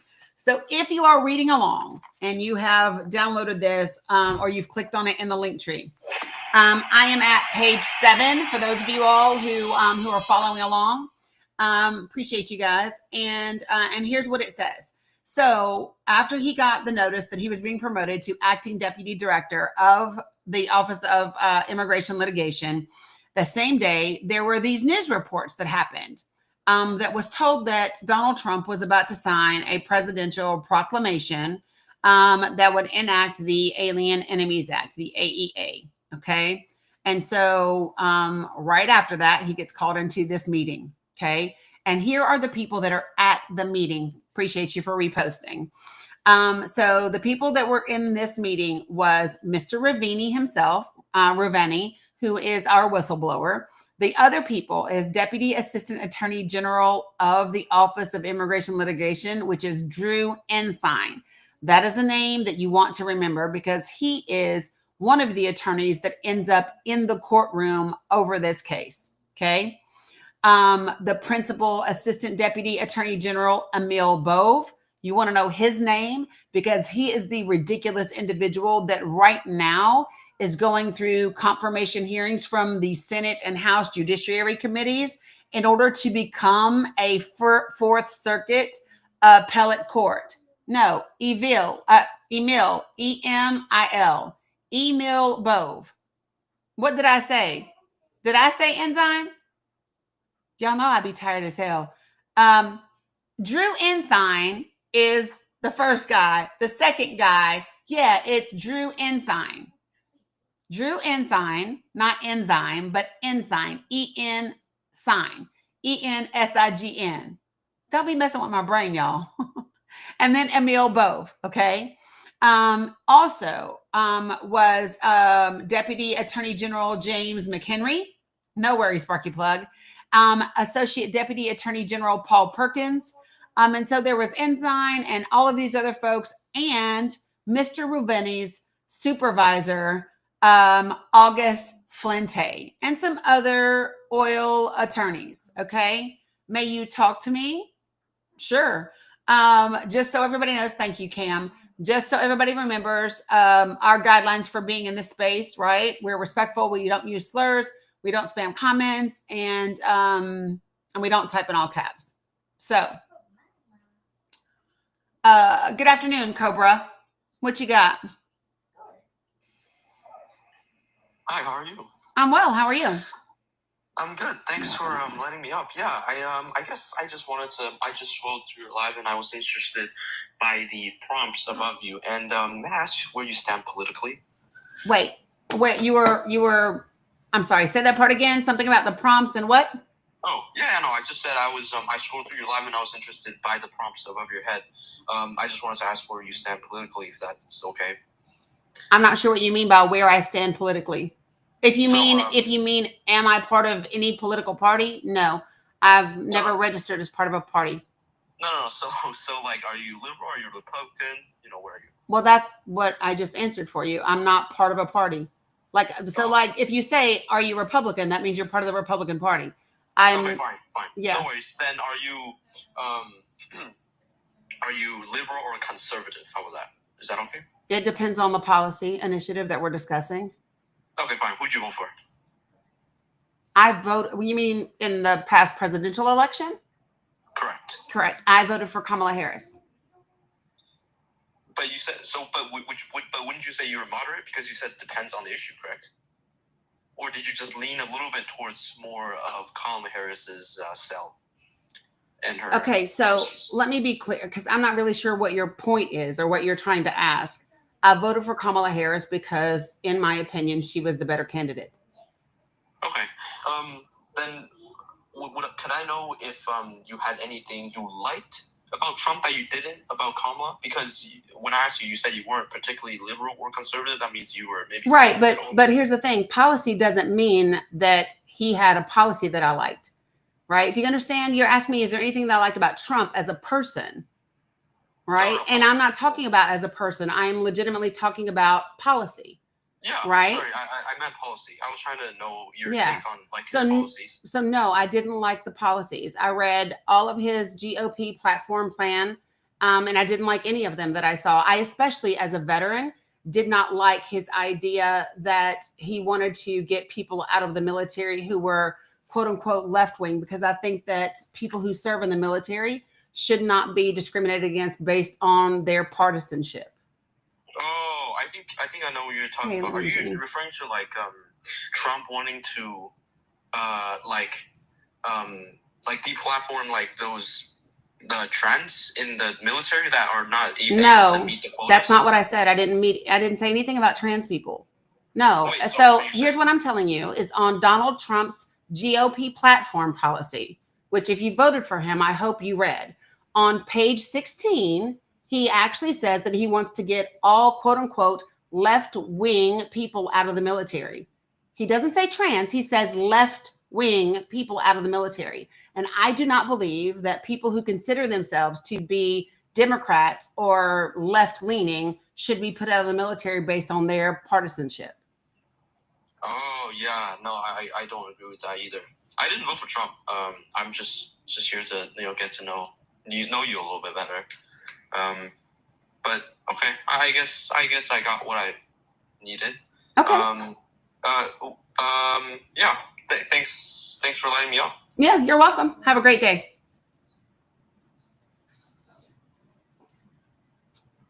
All right. So back to kind of what we were talking about, folks. And this is how you handle that. Seriously. Okay. This is how you handle that.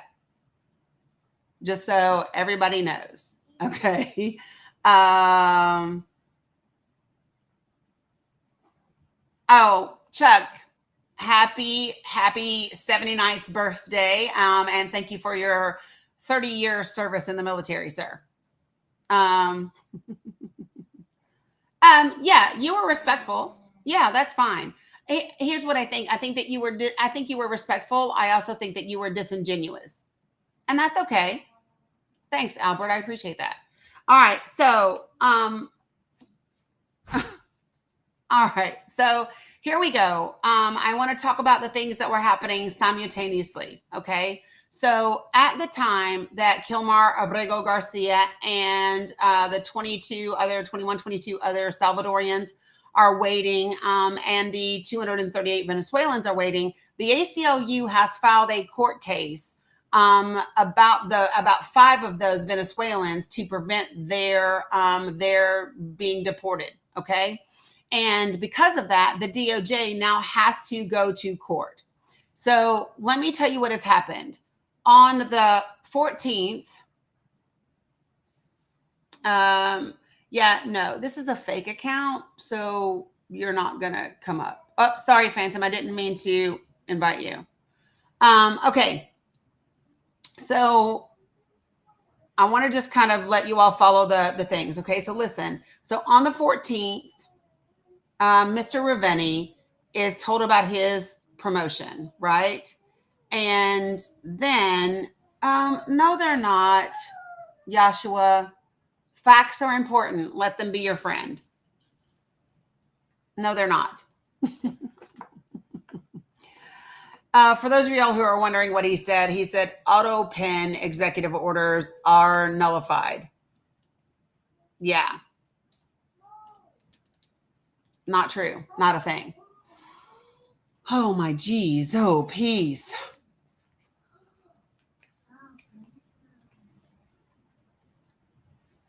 And the reason you know that is because there was a 2005 opinion about it. See, Sandy, you spoke too soon. They found us. They found us. Can I just say something really quickly?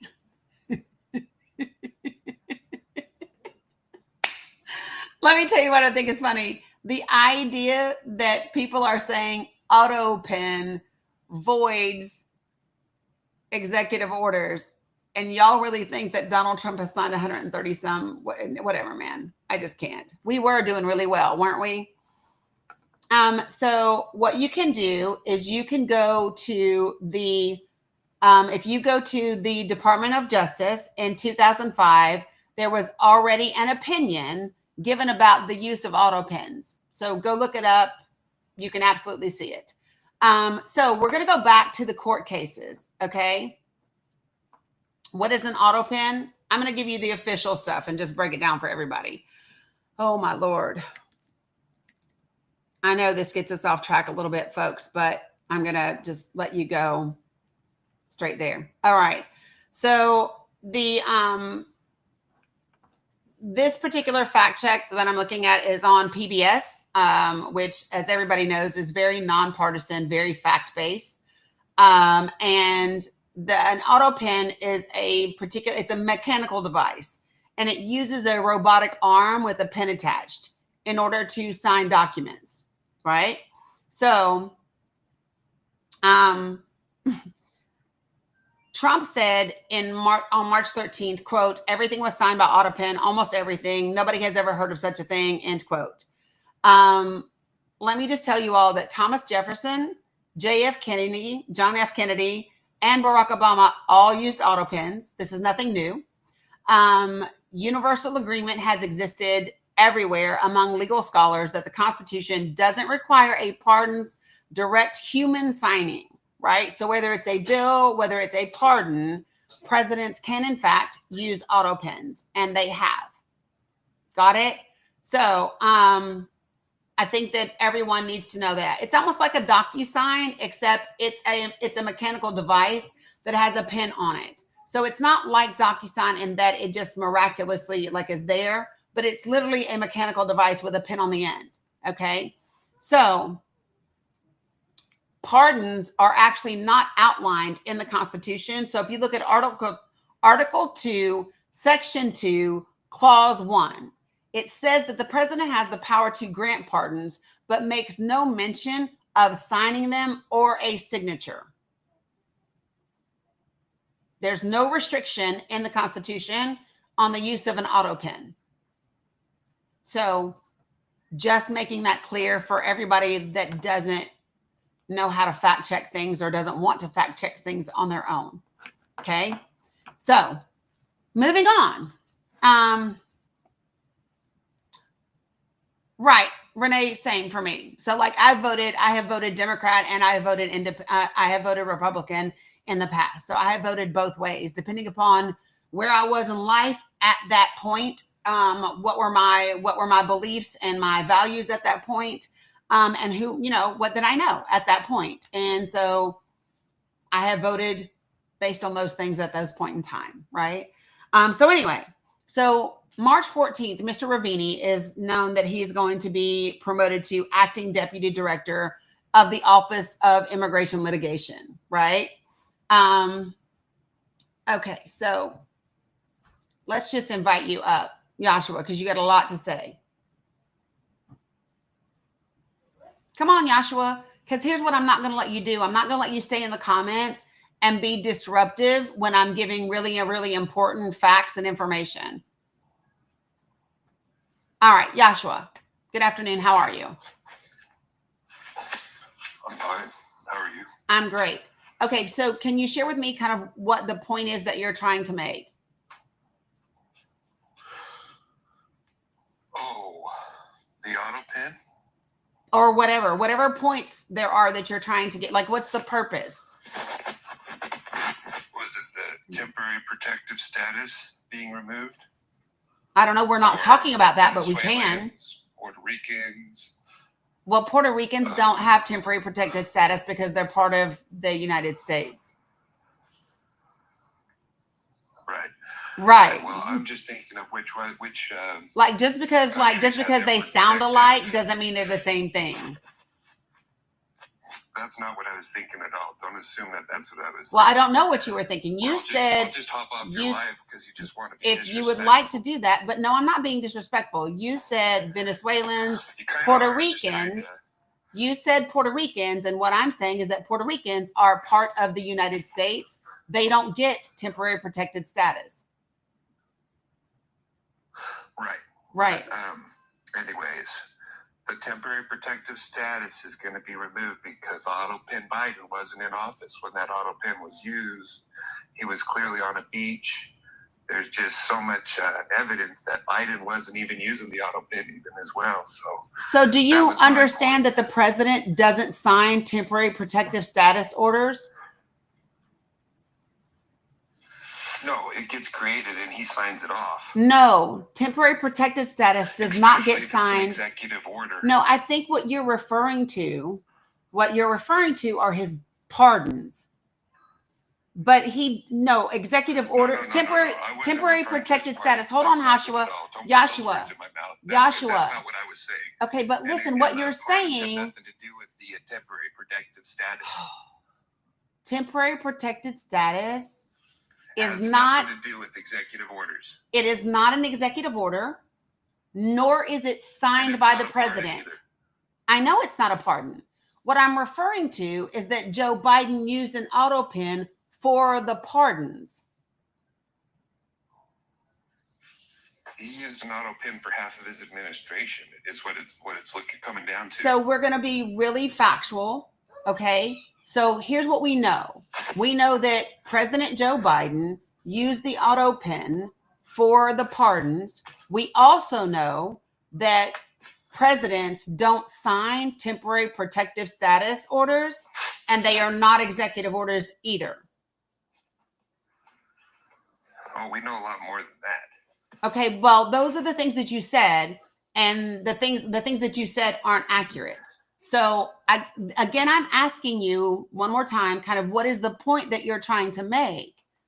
Because the two things that you said so far aren't accurate. Well, I think you're going to have to cite your sources that say that it's not accurate, because temporary protective status has been removed from multiple countries. And I don't know what you're going to PBS for, because PBS is far left. Again, okay, so what I said is very clear. I said that because what you said is that he used AutoPin for temporary protected status. And what I said is that temporary protective status is not signed by the president. Yeah, and that's where it's not making sense. You're going to have to cite your sources for that proof. Oh my God. I got you. I can pull up I got a source you. that shows. I got you. I can pull up a source that shows that the AutoPin was used to make protective status. Pardons, yes. Temporary protected status, no. All right. Well, I'm going to pull up my source here, so that way I can do that for show me. you. So my source is the United States government. And so here's where it happens. So temporary protected status comes from Congress, and it's the Immigrant and Nationality Act. Give me 1 second and I will show you both. Because it's just important for people to know. You guys know that that PBS is not left wing. That's just because that's what Trump says. Okay.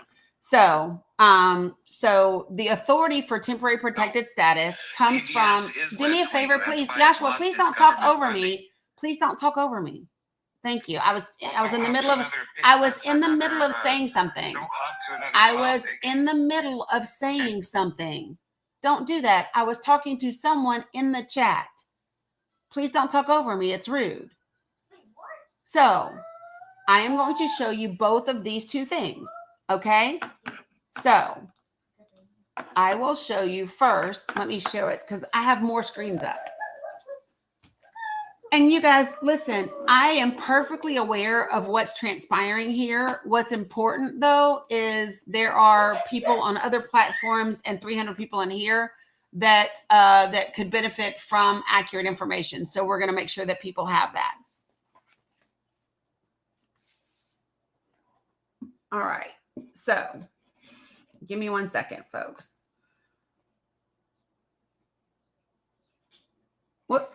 Oh, wait, sorry. I need to take my background down. 1 second.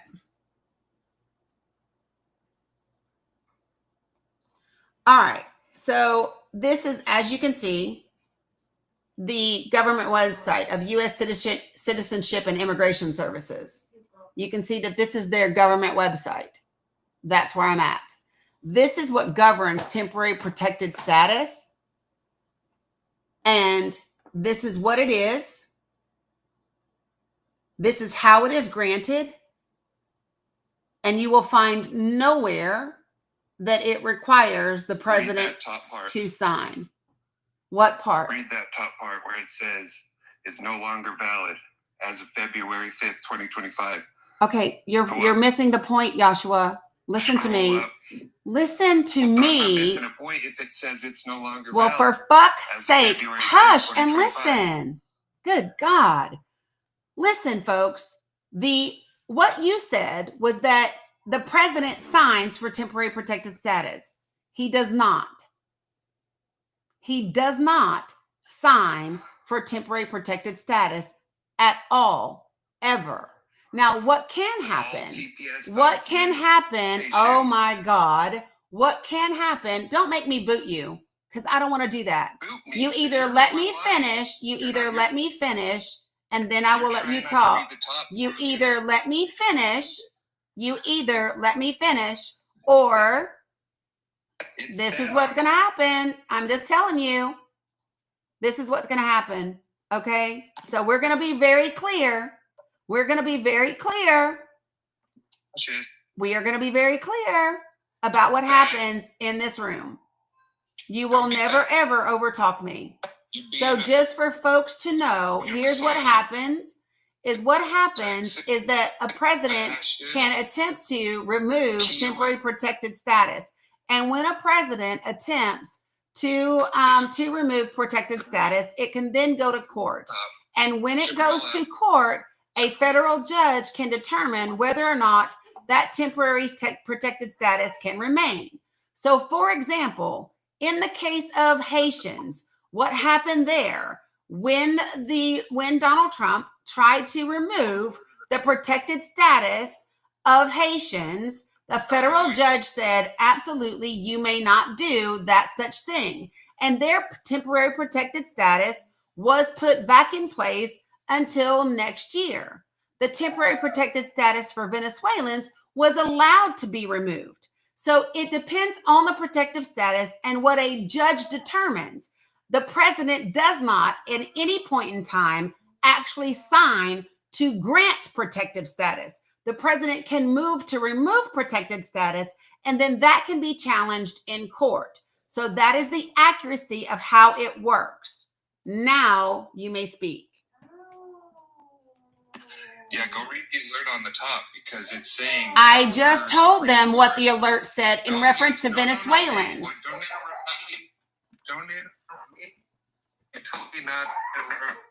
I literally just said exactly what happened. This was in reference to. Don't interrupt me. I don't know who the fuck you think you're talking to, bro, but here's what's not going to happen.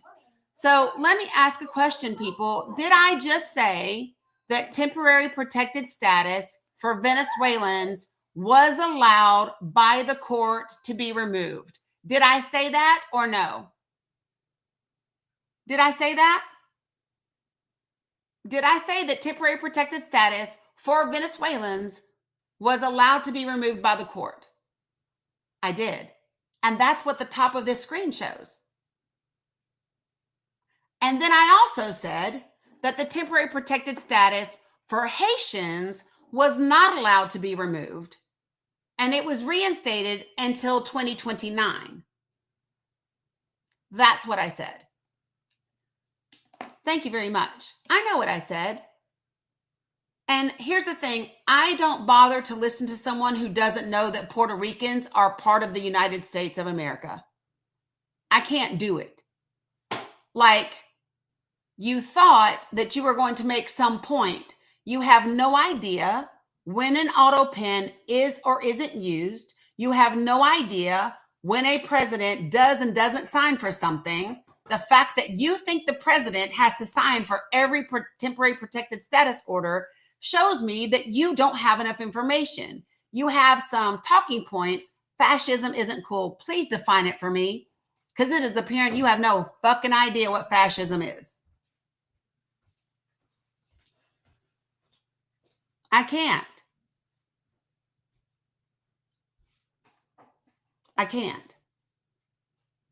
He can't even define fascism. The fact that he thinks I'm fascist tells you he doesn't know what the definition of fascism is. Yes, baby. Okay. Yeah, what you want? I mean, there's stuff. Do you want me to put some stuff in the air fryer? Or what you want? Or do you want to make a cheese? What do you want? And there's stuff in the air fryer. Okay, like what? I don't know. Well, I mean, do you want some pizza rolls? Do you want corn dogs? Do you want chicken nuggets? What do you want? Probably chicken nuggets. Okay, I got you. All right. So for everyone else who can listen and desires to comprehend things, okay? If I'm not a fascist, then what are you? No, I am a fascist. He thinks that I'm not one. That's what I meant to say. Sorry. Yes, I am a fascist. Holy geez, my head is spinning. I'm doing too many things in at one time. Okay, so again, here's the thing. What they are saying about Biden is that he used the auto pen for the pardons. There's nothing in the Constitution that prevents that. So yay, we love that, right? Puerto Rico doesn't need temporary protected status because they are part of this country. Okay, there's that. What else? Temporary protected status is something that countries are given dependent upon the circumstances of those countries at that time. It goes through an immigration process. Hey, Jabber, I know I got to get with you. But the president doesn't sign for them or against them. It's not an issue. It's just something that Trump wanted to make an issue, but it's not a real issue. It's really not. Okay. All right. So I'm going to keep going and we're going to talk about these things. Hey, Jabber, when I come back to the point in the middle, I would love to do that. The Constitution does not say that the president has to sign. Kenneth, you're actually incorrect. Go read the Constitution. Not for pardons, it doesn't. Not for pardons, it doesn't. I love it when people quote the Constitution and yet don't know what the Constitution says. Oh, give me 1 second, y'all. I just want to tell people what the Constitution says.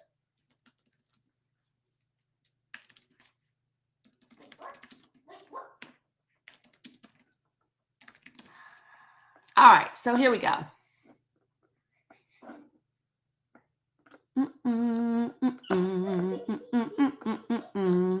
So what I am reading, and I will share it with everybody,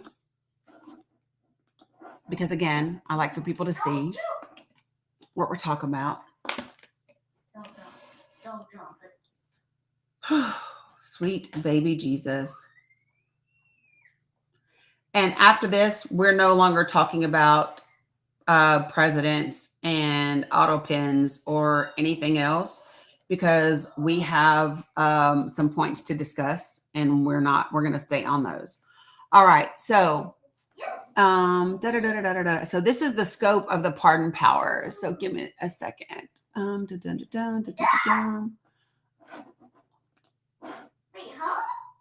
Oh, wait, did I just click the same thing? That's the scope of overview of.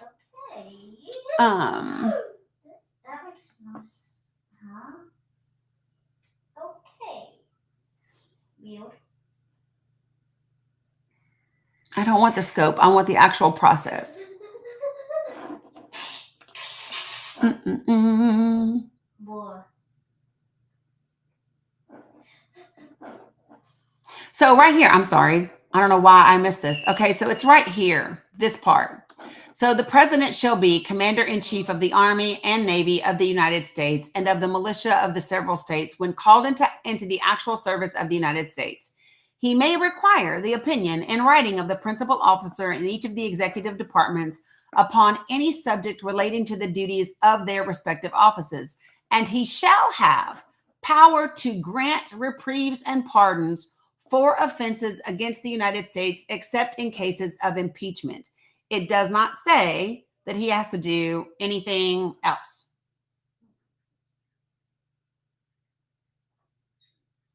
It doesn't say anything else.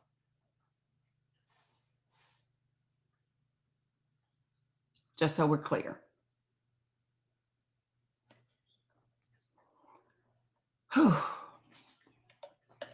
All right. I can't with people.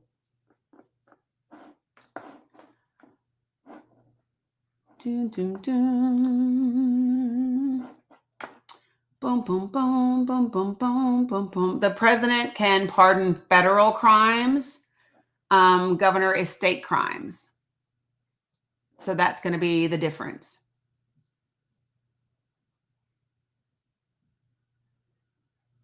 Yeah. So moving on. Because it doesn't say that. When we talk about Article 3, because I saw someone mentioning that, Article 3 is talking about the president's legislative role. When the president refers to the legislative role, he must sign bills. He must sign bills. So Article 3 of the Constitution says that the president must sign bills. It does not say he must sign pardons. Well, glad. Now you can go back and read Article 3. Happy reading. Literally, the title of Article 3, Section 1 is the president's legislative role. You don't legislate pardons.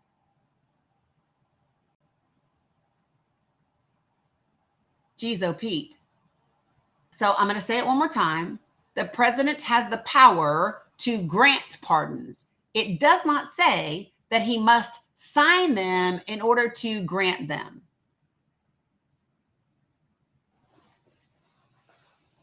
Y'all, Kenneth likes to be disruptive as well.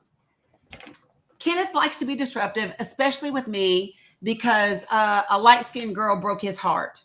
So if he's not coming in here to try to irritate me about being light-skinned, then he's trying to say something else to distract from the live. We already know. Okay, done with that. So here we go to the important things that we are talking about right now.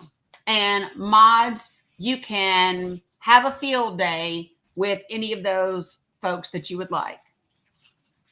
Yes, Cassie. And I found that out in another live, the very first time that I ever met Kenneth, and he kept wanting to bring up the level of melanin in my skin. That's how I know what Kenneth's issue is. Thank you, Sandy. All right, so here we go. See, some of y'all were there for that. You know exactly the day that I'm talking about. So again, Friday, March 14th, which is during the time that Kilmar Abrego Garcia is in ICE custody, right?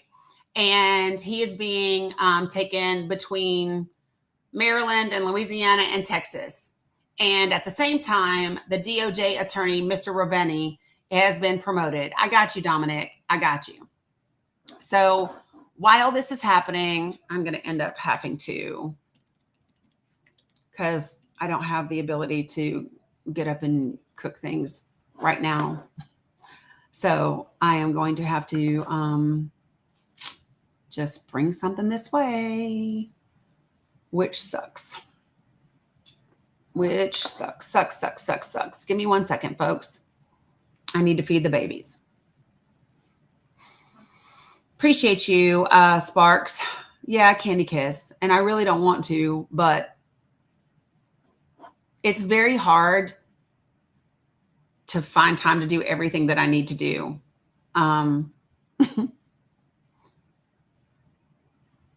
But I need to feed the babies. So let me do that real quick.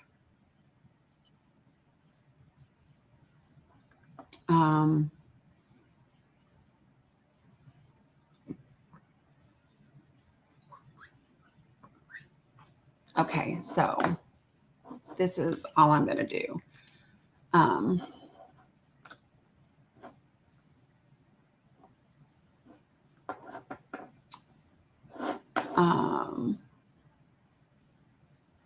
Yeah, Laura, I hear you.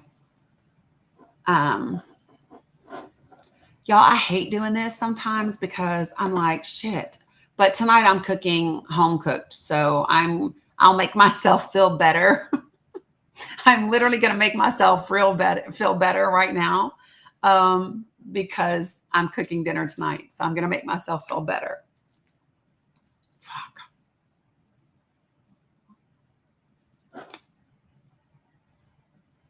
I hate this.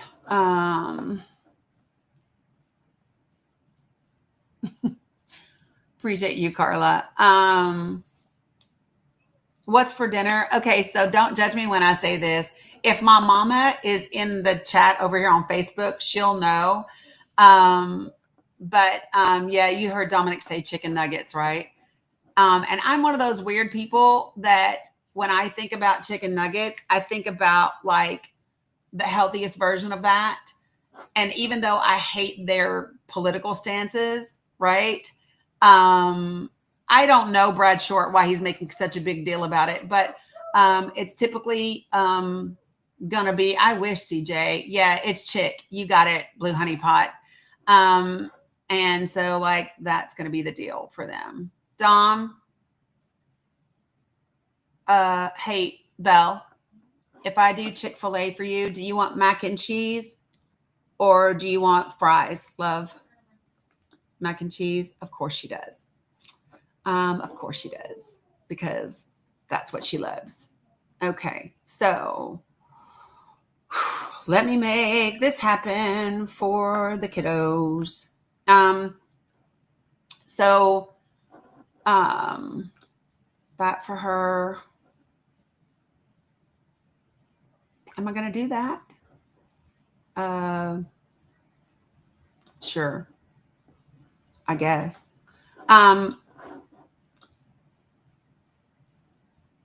Oh shit. I'm not reading that right now. It says the White House responds to the Epstein files DOJ trash. And I'm like, I'm clashing. I'm not doing that right now. Okay. So why do I keep clicking the wrong thing, y'all? It's because I'm doing too much. I need to settle down and let me just do this one thing. Sorry, folks. Give me 1 second. I thank you all for being patient. Okay. Sissy, I got that for you.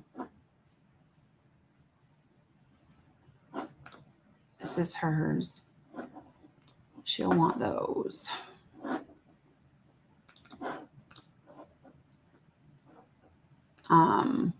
Y'all are probably laughing at me, but this is a real thing for me. I hate doing this, and I feel really guilty. Oh well, I can only do what I can do. Okay, Dominic Ezra. How about if I do Chick-fil-A, bud? Is that okay? Instead of chicken nuggets? Yes, okay. And I know you want fries, right? Mm-hmm. Okay. And lemonade, yeah? Yeah.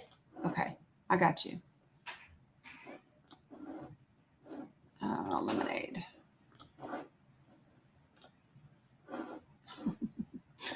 Appreciate you guys. You guys are sweet. Boom,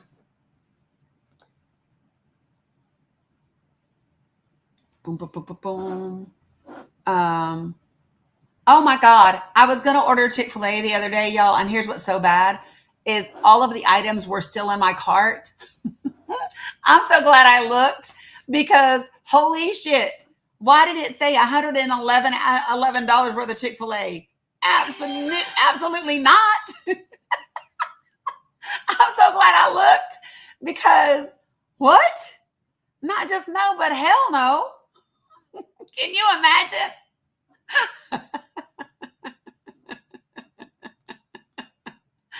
That is no, absolutely not.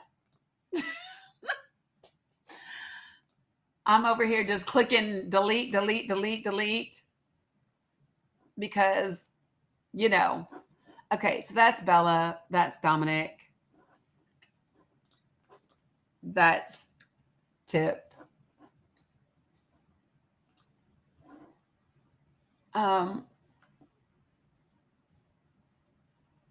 Oh, no. See, I had 2 of those. Praise him that my eyes are looking to make sure I have everything right this time because that was too much. That was way too much. Okay. All right. All done. Janetti, I'm not worried about me. I just want to make sure I feed the youngins. I'll make a sandwich or something when I'm done.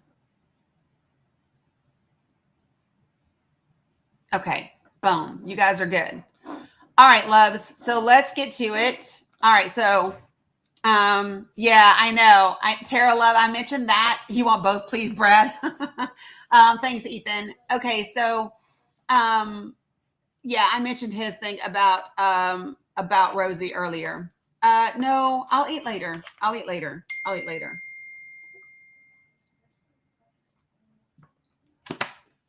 Awesome. Thank you, Lisa. All right. So check it out. So listen to what happens, you guys. When Ravini is told about his promotion, he gets called into a meeting almost immediately. And remember all the people that I told you are in that meeting with him, including his direct supervisor, including Drew Ensign, including Emil Bove, all of those people, right? So I'm fine, you guys. Okay, so check it out. So at this meeting with all of those people in attendance, this is what happens. Emil Bove says to them that the Alien Enemies Act proclamation is going to be signed and that or more planes containing individuals that would be subject to this AEA would be taking off over the weekend. which would mean Saturday, March 15th and Sunday, March 16th. He indicated and he stressed to everyone in attendance that those planes needed to take off no matter what. Bove then made a remark concerning the possibility that a court order would enjoin those removals before they could be effectuated, right? That's because the ACLU was filing a lawsuit on behalf of 5 of those Venezuelans named in the order, and he was pretty sure that the judge was going to enjoin an order about this, about these planes taking off, and it was important for those planes to get off no matter what, even if an order enjoined it. So this is what Bove said. This is the guy trying to become the appellate George for the Fourth Circuit. He said that the DOJ would need to consider telling the courts, quote unquote, fuck you, and ignore any such court order.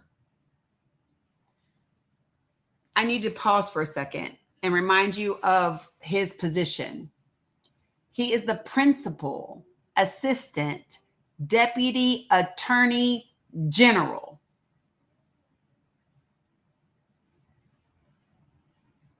And he is saying to the Department of Justice litigators that they might need to tell the court, quote unquote, fuck you, and ignore the court order. Marnie, I mean, when you think about it, no, I think that the reason he is being targeted now is because he was in administrative error and he has put mud all over their faces. And so that is the reason why I think they are doing everything they can to get back at Kilmar Abrego Garcia. I think that overall, many of our unauthorized immigrants are treated in this fashion. I don't think that the government cared about those 238 Venezuelans and the fact that they were sending them to one of the most notorious torture prisons in the world, right? They didn't consider the fate of the 23 Salvadorians that they were sending to this facility that everyone knows is a prominent torture facility. So I don't think that they care about those people and their lives in general. That's what I think. And I think that based on how they do their business. So no, I said they pulled him over, Kat. Now, do I believe that ICE targeted him in 2025? Yeah. And the reason why I do is because I believe that ICE targeted him because he was low-hanging fruit. So this is a guy that was reporting to ICE every year like he was supposed to for his check-ins. This is a guy that had a temporary withholding order that just, right, Sandy, just not to go back to El Salvador. So he's somebody, they know where he is. They know where he works. They know what he drives. Why? Because he checks in with them every single year like he's supposed to. So he's low-hanging fruit. They have got to get 3,000 unauthorized immigrants held up every single day in order to report to Stephen Miller. Right? So he's being targeted just like everybody else. Those immigrants that are being targeted outside outside the courthouse for their immigration hearings, they are low-hanging fruit because they can't find enough of them to meet this 3,000 a day quota. Do you want to know why? Because there ain't 3,000. Like, I mean, can y'all do the math? I'm just saying, there's no way possible. And so I believe that he was targeted that way because he was easily findable, because he was actually doing what he was supposed to do.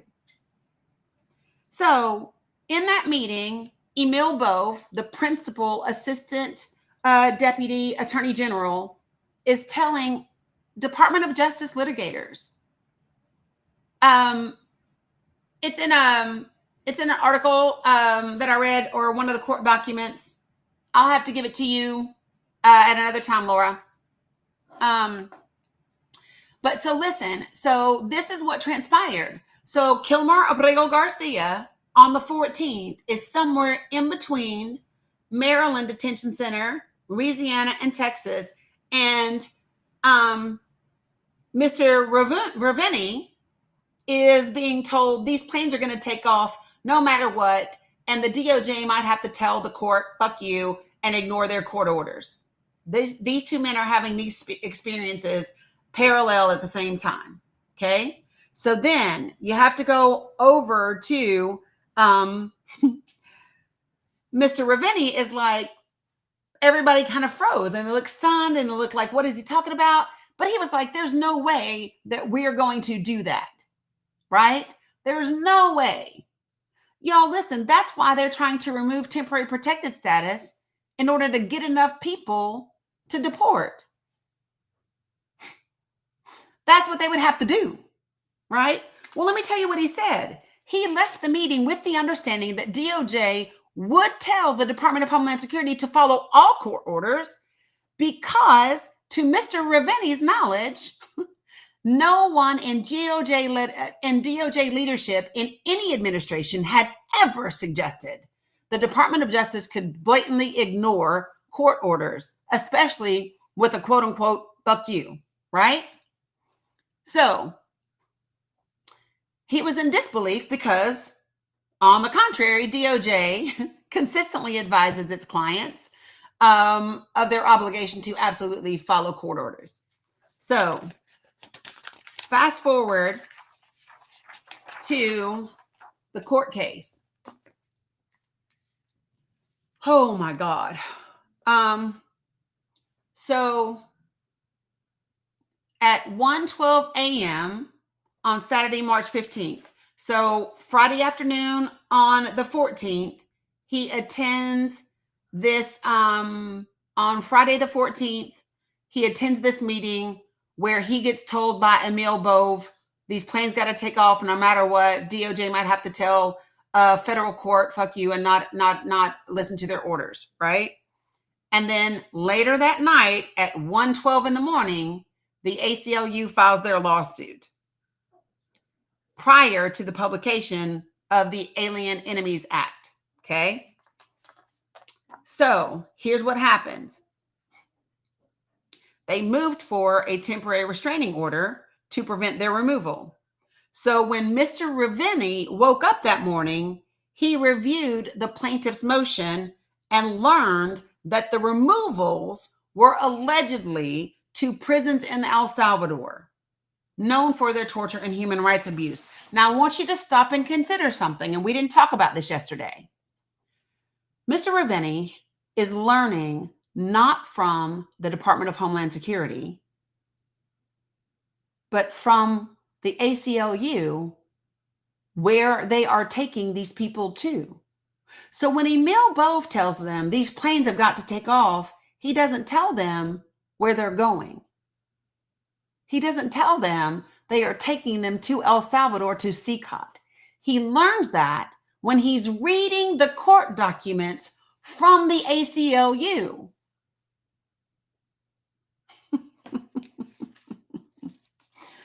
So after learning that, right, and he learned that one of the plaintiffs, from the plaintiff's counsel, that at least one of them was already aboard a flight for removal, Judge James Boasberg of the U.S. District Court for the District of Columbia entered an ex parte TRO prohibiting the government from removing the 5 named plaintiffs and set a hearing for 4 p.m., which was later changed to 5 p.m. to hear the argument on a broader TRO. So let me tell you what happens.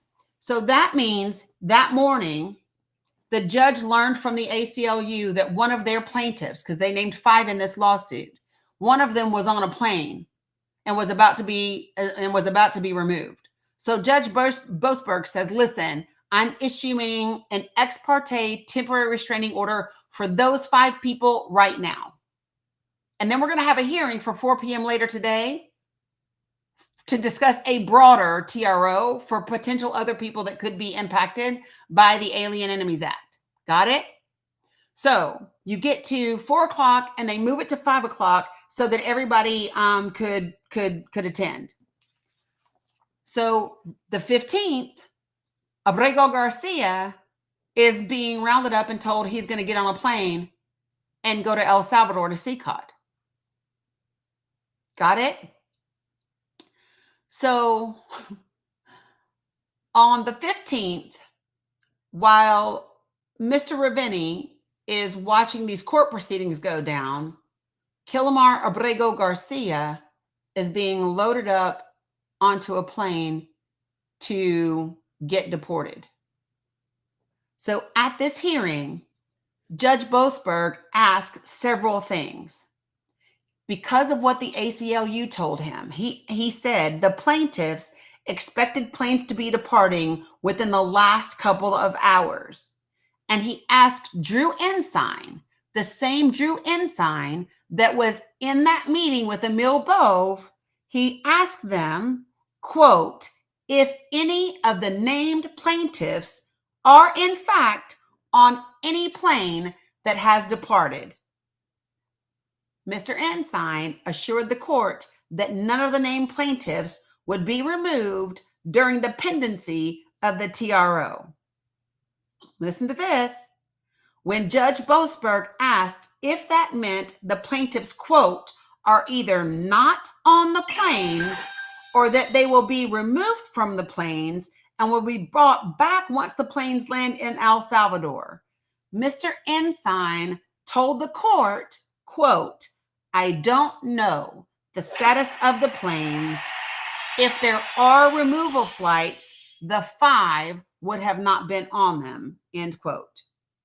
And then Judge Boasberg asked this question. He asked whether any deportations or removals were imminent, as in, quote, the next 24 or 48 hours, end quote. And Mr. Ensign, a DOJ attorney, said, quote, I don't know the answer to that question. And now I'm going to take you to the text messages that were happening between Mr. Ravini and another colleague while listening to this daggone court proceeding. Y'all ready? Because this looks like some text messages we would be sending each other. Okay? You're welcome, Cheryl with Grace. So let me put this down and let me share this document with you guys. And this document with you guys. Okay? Now, this document I will put into the link tree. It's the only one that I haven't yet. Because I want to show it to you all first and just kind of work our way through it really quickly. So these are the text messages and emails that are going to be covering the next 3 weeks in Mr. Ravini's whistleblower thing. Now, this is a description of the exhibit and what numbers it's on. Okay? And that's how they do it. Exhibit 1 are in these pages. Exhibit 2 are these pages. And then there's a little description of them, right? But when we go, my favorite, to be honest, is, yeah, Nini, I'm going to put them in the link tree. My favorite is Exhibit 1, just from the damn get-go. And let me share it with you. So this is Exhibit 1. And I'm going to stop right there before we get to read it. And this is what it says. So these are excerpts of text messages between Mr. Ravini and a colleague on March 15th during and after the hearing before Judge Boasberg in JGG v. Trump. These messages corroborate, first at 5:17, the statement on page 7 of Mr. Ravini's June 24, 2025 disclosure that Bove stated that the DOJ would need to consider telling the courts, quote unquote, fuck you, and ignore any such court order. And the second at 5:24 to 5:25, the statement on page 9 that Mr. Ravini reasonably believed Ensign's statement to the court that he did not know whether AEA removals would take place, quote unquote, in the next 24 or 48 hours was false. So here you go. He says, oh shit, that's just not true. And then it was edited to that's just not true. The colleague says, about to enter the find out phase following fuck around. And then he says, I can't believe he said he doesn't know. And Ravini says, he got my email. I mean, he doesn't know for sure they're AEA. And then the other guy says, move it to the right a little bit. It's dead in the center for me, 2409. And then he says, about what? And he says he knows they are being removed about the flights, the email from ACLU. He knows there are plans for AEA removals within the next 24 hours. Comment, yes, he does. So this is a text message between Mr. Ruveni and a colleague while Ensign is in court going, oh shit, that's not true. I can't believe he said that. He's like, I know. I mean, he got my email. I don't know what he's saying. He's like, what? He was like, he knows they're being removed about the flights, you know, the email from the ACU. And he says, yeah, he knows there are plans for AEA removals within the next 24 hours. Yes, he does. Y'all, this is about Drew Ensign. This is crazy. So then it goes on. This is the 555 corroborate statement on page 7. So listen. So look, then he says, this doesn't end with anything but a nationwide injunction and a decision point on fuck you. So he's saying, listen, they're going to issue, Judge Boasberg is going to issue a nationwide injunction for these planes not to take off. And somebody is going to have to decide whether or not they're going to tell the court, fuck you. And then he says it's a question if Drew gets out without a sanction. So now they're saying Judge Boasberg may sanction him for what he's saying in court. So Ravini says, Jesus. And then the colleague says, was he ready for this? Are you with him? Oh boy. Okay. So then here's where it gets real. He says, I guess we're going to say fuck you to the court. Super. Because this is at 8:16 p.m., right? So the judge has issued this TRO and 2 flights have landed in Honduras. And he said, oh, well, I guess we're going to tell the judge, fuck you. Super. And the colleague says, well, Pamela Joe Bondi is, not you. They're making it real clear that this is not them. And y'all need to know that at this point, Mr. Ravini starts documenting everything that he does. Every text, every email, everything. He writes down phone calls and keeps the phone, like he literally has taken screenshots of the phone calls for the Times. Yeah, smart man. So, holy geez, right? So then you get down to Exhibit 2. And this is the email, and it doesn't say who it's from. It's redacted, right? Because they can't put that person's email out. But this is at 10:30 Friday, the 28th at 10:30 p.m. And he says complaint and TRO. And you can see it's to several other people and Mr. Ravini, right? And he says, and it says, yep, I'm looking at DHS's, that's the Department of Homeland Security's edits to the district court motion and filing. Also, please note this something's comment from page 3 of the brief. Now, this is what I love. They redacted this because you all can only imagine what this is. In my opinion, it probably says fucking.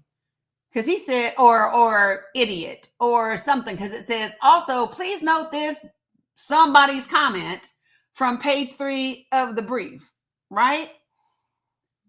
This interpretation assumes that the order is operative and applies to all final orders.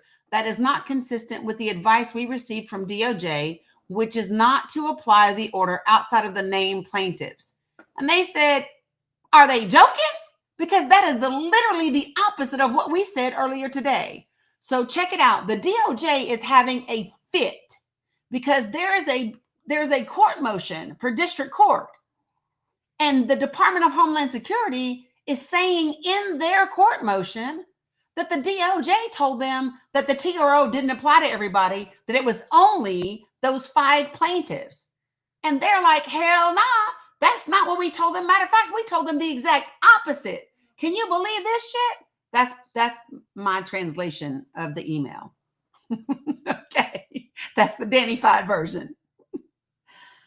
So then you get to Exhibit 3. Okay, and here we go. This is from Flente. Now, who is August Flente? He is Mr. Ravini's direct supervisor. Here you will see some really important names like James Percival and Joseph Mazzara and Drew Ensign, right? Saturday, March the 29th at 12 in the morning. And Mr. Flente says, I agree with this. If we file this brief, because remember yesterday, Mr. Ravini said, I ain't filing this damn brief. Do y'all remember that? He was like, I'm not filing this thing. Nobody's responding. People can't agree. No, thank you. Ain't doing it.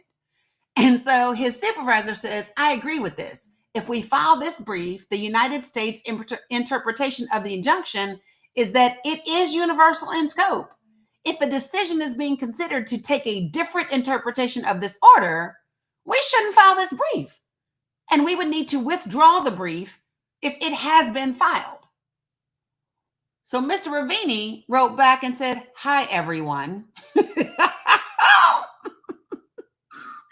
Hi, everyone. We, look, in all caps, we understand guidance hasn't been issued yet. Can the Department of Homeland Security confirm ASAP whether anyone who would be subject to the injunction as read by us in our papers and in our advice to you earlier today, that is that it bars removal of anyone with a final order other than someone with a 235B order is not presently being staged for removal. So do you know what he just said right there? If I could cover that up for y'all. He said in this one little piece, he said, so we understand, we meaning our folks at DOJ, understand that y'all haven't told people what to do yet. Can you confirm, Department of Homeland Security, like right now, if anyone who would be subject to the injunction as we read it in our papers and we advised your ass earlier today that it bars everybody from removal except those with a final Title 8 order, which is a 235B order? Can y'all confirm that none of them people have been staged for removal? Because that's what the hell we told y'all. Can you tell us that you did that? Right? And then it said, we, in all caps, are telling the court in our briefs, the injunction applies to such people, and that is the reason for the need for relief. If the Department of Homeland Security removes such people, nonetheless, we'd be violating the court order as we read it earlier, but also as we are presenting it in our briefs. Can folks please confirm ASAP that no one subject to the order is currently being staged for removal? Now, I just want y'all to know that everybody on here is sick of this man. They are so sick of Mr. Ravini because he is making sure he puts everything in writing. Dominic, y'all's food is here. He said, I'm covering all my bases. I'm telling y'all that we told you this earlier. I'm telling y'all that we told the court that we told y'all. I'm telling y'all that we interpreted the court as exactly it's supposed to be. And I am telling y'all that y'all better tell me really, really quickly if this is not happening. They so sick of his ass. And I'm cracking up because, like, okay, if you weren't in here yesterday, you missed us reading how many times he texted and called people and people would not respond to him. And so I'm thinking that finally, at the time that they are responding, do y'all remember yesterday? Because it was only when he told everybody they weren't filing the brief that everybody could all of a sudden text him or email him, right? Dominic, y'all's food is here. So I am cracking up because he said, oh shit, all y'all responded. I'm going to say it to all y'all at the same time. So nobody can say I didn't tell y'all, right?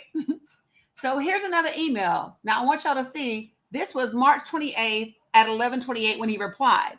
Well, at March 28th at 11:09, so in between that, this was from somebody to Mr. Ravini. Ravini, that's all y'all's food, baby. None of it's mine. Just take your food and give some to Bella.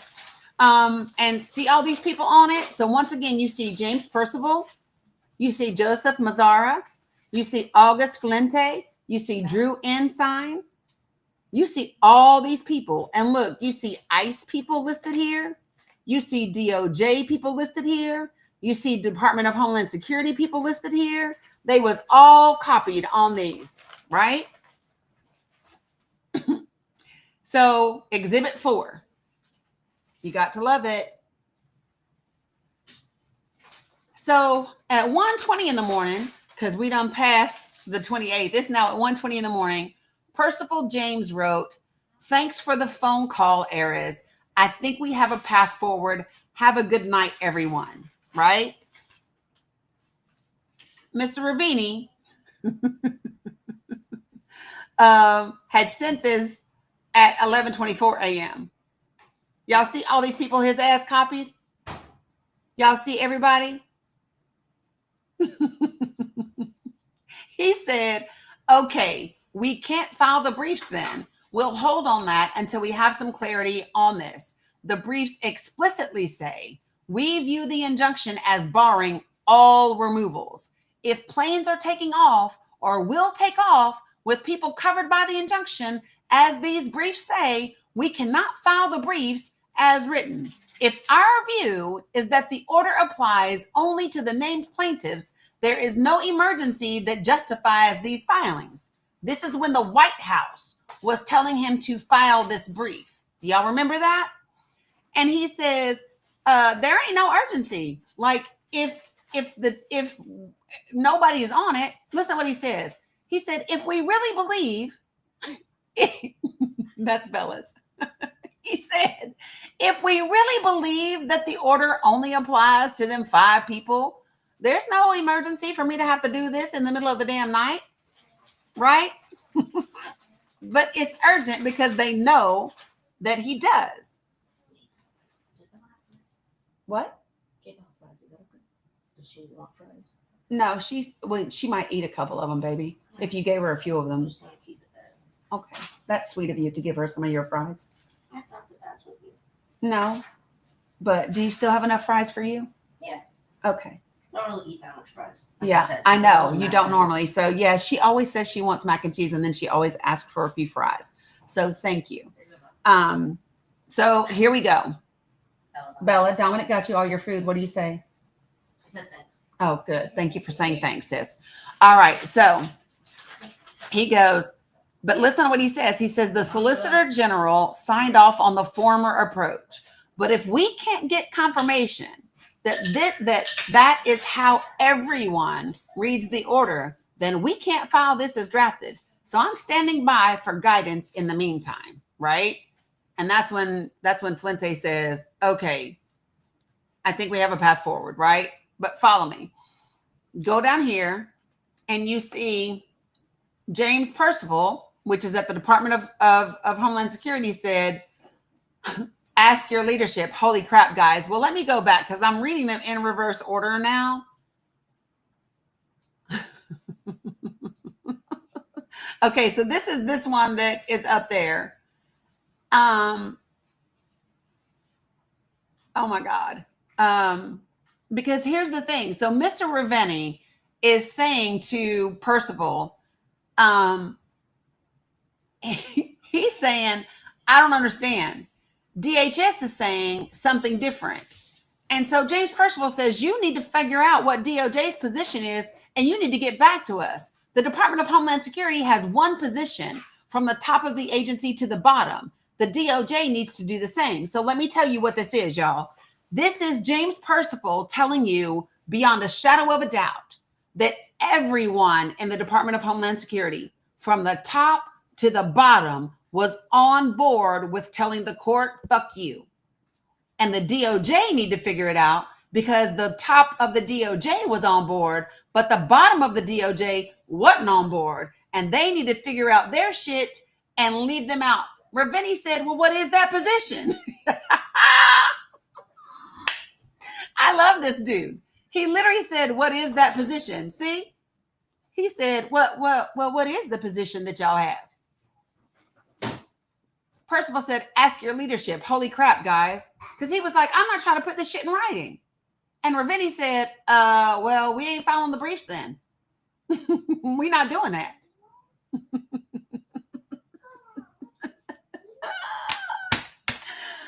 Like, you can't make this shit up. I'm laughing, but it is really not funny. This is our federal government. This is our literally our Department of Justice being unjust. This is our Department of Justice being unjust. Like, you literally can't make this shit up. So Exhibit 5. Mr. Ravenny, I told y'all they were so sick of this man's ass.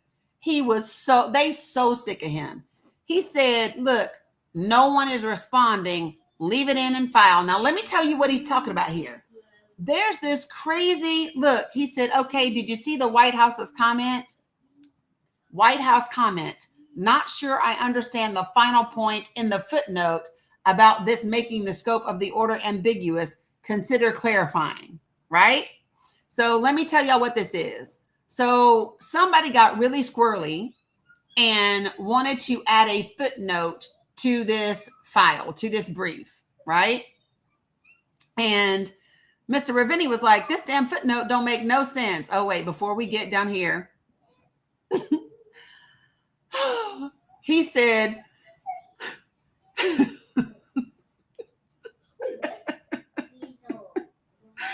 said, I made tweaks to the intro and the headings to reflect the addition. He said that and the mysterious footnote should be the only things new that I added. And that was in the versions we sent to the Office of OSG, White House Counsel, and DHS. This is OSG, so State Department General Counsel, right? So this shit gets real funny because he said, all right, well, the White House even said, I don't even know what to make about that damn footnote. But the footnote was what they were trying to do to give themselves a leg to stand on later. Guess what? It did not work. But here we go. So you get to Exhibit 6. The DVD thing, which is the court case, is nuts. So remember, y'all, it's DVD versus Trump. We got to appeal. We will be asked to seek emergency relief. Yes, I think so. And then at 2:38 in the morning, are you asleep yet? We have a problem. Houston, we have a problem.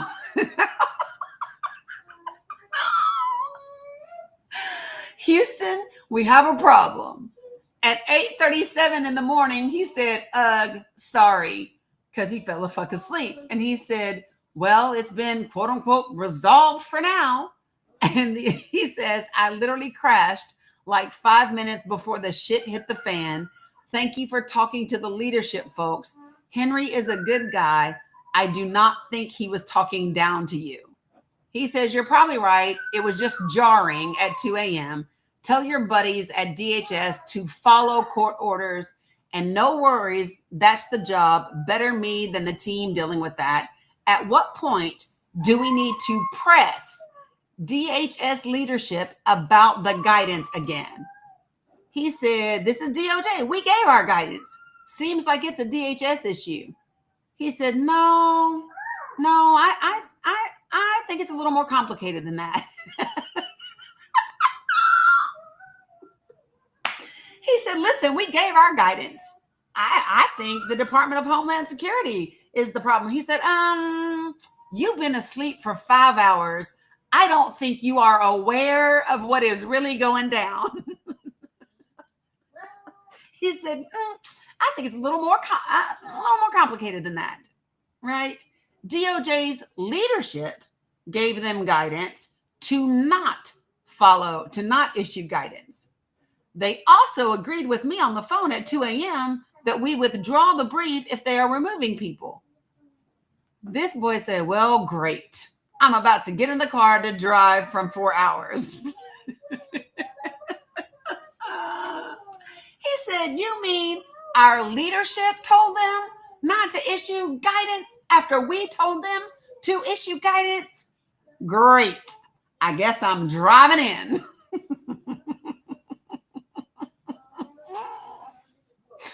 He said, no worries. I'll mind the fort on that front.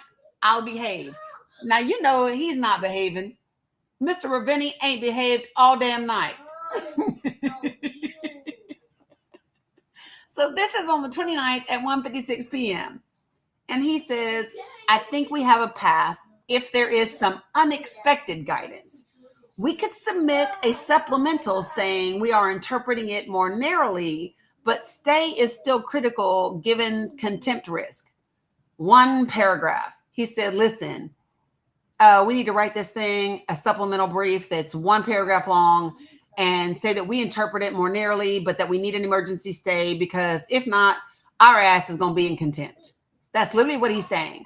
He said, we have to get the emergency stay because if we don't, they're going to find out we done sent these damn planes off somewhere and we in trouble. We are going to be found in contempt. Y'all follow me? So he says, okay, we still have no guidance. I kicked the tires on this just now. It's been 24 hours. Update, quote unquote, verbal guidance was issued. We may be okay. Exhibit 7. Email, 3:42 p.m. And this is somebody at ICE that said, yes, I personally discussed the matter with the head of ERO. Right? Percival James at headquarters for the Department of Homeland Security says, right before that, says, my understanding is ICE OPLA has verbally advised ICE to stop third-party removals of aliens with final orders. Now, the fact that he called them fucking aliens already tells me something. But okay, Percival, if I didn't know before now, I know. So prior to that, I want y'all to see, this is Mr. Ravenni that kicks off this whole thread we're reading. So Mr. Ravenni at 3:27 says, hello again, everyone.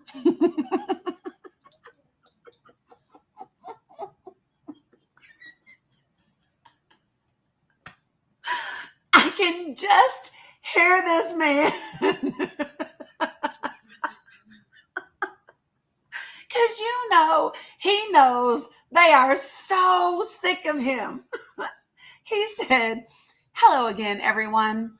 While we work up a possible supplemental letter, can we please get an update on what, if anything, has been disseminated to the field on the injunction? Are removals on non-parties continuing? Like, will we need to withdraw or update our brief if that's the case? We would appreciate some prompt clarity on this. And this is when Percival says, my understanding is that ICE OPLA has verbally advised ICE to stop third-party removals of aliens with finals order. This is when he texted the other friend and said, verbal guidance is given, we might be okay, right?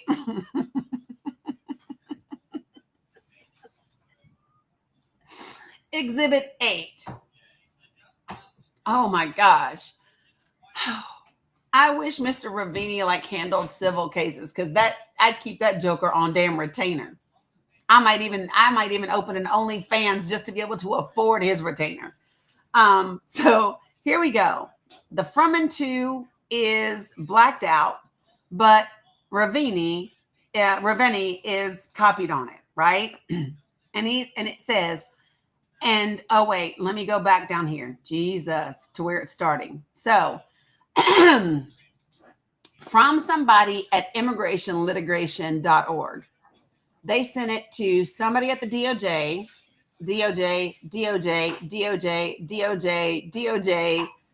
NWIRP. Oh, y'all know I'm about to do this. I need to know what NWIRP is. NWIRP.org. The Northwest Immigration Rights Project. That's who they are. So they were probably the other plaintiff in this court. Sorry, y'all. I needed to know. You can't see the left part of the screen? Okay. So immigration litigation sent this email to all of these people, humanrightsfirst.org, and then immigrationlitigation.org, and the Northwestern Immigration one that we just looked at. Counsel. A few hours ago, Secretary of State Rubio, this is the shit right here, reposted a tweet from Bukele indicating that 17 individuals were transferred from U.S. custody to El Salvador. See, and he puts the post in here. This followed a post from Secretary Rubio to similar effect on the same platform. The State Department has also posted an announcement on its website titled More Foreign G Organization Terrorists Deported Out of America. Were all of these 17 people Salvadorian nationals? And if not, can you please provide more information, specifically whether any of them had final removal orders? In addition, can you confirm that no one is currently being removed pursuant to the March 30th, 2025 guidance? If any non-Salvadorians among those 17 individuals described in Secretary Rubio's statements had final removal orders, or if non-citizens are being subjected to removal under the guidance, that would violate the TRO, and we immediately request a meet and confer. We look forward to hearing back from you. Yes, baby, what you need? Yeah, it's clean. So this is hilarious to me because they said, in case you don't know, your folks are putting all over the internet, which is forever, that we got El Salvadorians, we got people in El Salvador, and the Secretary of State is reposting shit from the president of El Salvador. In case y'all are not on Twitter today, let me tell you what your folks are saying. Yes. Oh no, it's just those are scratches on it, baby. Yeah. So get your folks off the internet. So that is when they respond back. Ravini does. And this is what I love. And he says to somebody in DOJ, right? Forward, potential meet and confer, DVD versus DHS. So he is forwarding this email to these folks and said, I have raised this up the chain with DOJ. I suspect we won't get a straight answer from DHS on the main thread. I will do everything I can to shake loose an answer here, but I suspect it won't be in the next few hours. Something I just saw on Twitter might explain this.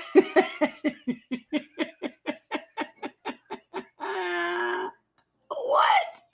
How are we talking about something on Twitter explaining what the DOJ, what DHS might do? He said, the question we need the agency to explain is where were these people and on what authority were they removed? Title 8, something else. If it was AEA, then that violates the DDC injunction. If it's Title 8, it violates this one. But if they were not in the United States, then DHS arguably did not violate. The main issue I see here is one of the 17 people in that tweet is the lead plaintiff in the Gitmo case that such and such is handling. they have a court order to tell the court when they remove people from Gitmo. Holy shit. So they done took, remember when they said they took them people that was at Gitmo and they took them to El Salvador to CCOT? Well, there was already a lawsuit from one of these other immigration organizations about those 17 people at Gitmo, right? At the people that were at Gitmo. Well, one of the 17 people that were listed in that tweet is the lead plaintiff for that case about Gitmo. And there is a court order that says if you remove people from Gitmo, you must tell the court. It appears that you didn't do that. And he says, if in fact DHS violated a court order, our recommendation would be to file a notice with the district court as soon as practicable explaining what happened. If you all hear anything else, please share with ASAP and I'll do the same. He said, y'all getting on my damn nerves. He said, y'all up here violating court orders left and right. You're violating the order from the 30th. You're violating the order that came before that. And you might be violating this order from this other case that our other person is handling. And I need y'all to tell me what the hell y'all doing. That's where we are, people. Just so you know. So it comes back and somebody says, and we are all tracking that removal from Gitmo. And we are all tracking that removal from Gitmo is removal under this court order. Damn.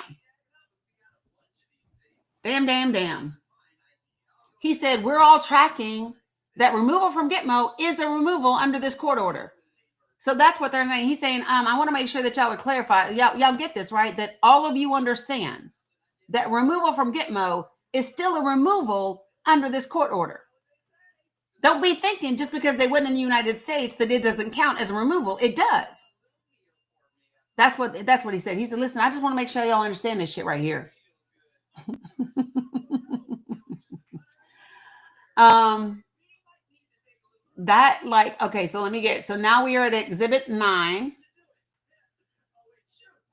And I'm going to go to the bottom of it. Okay, so here we go.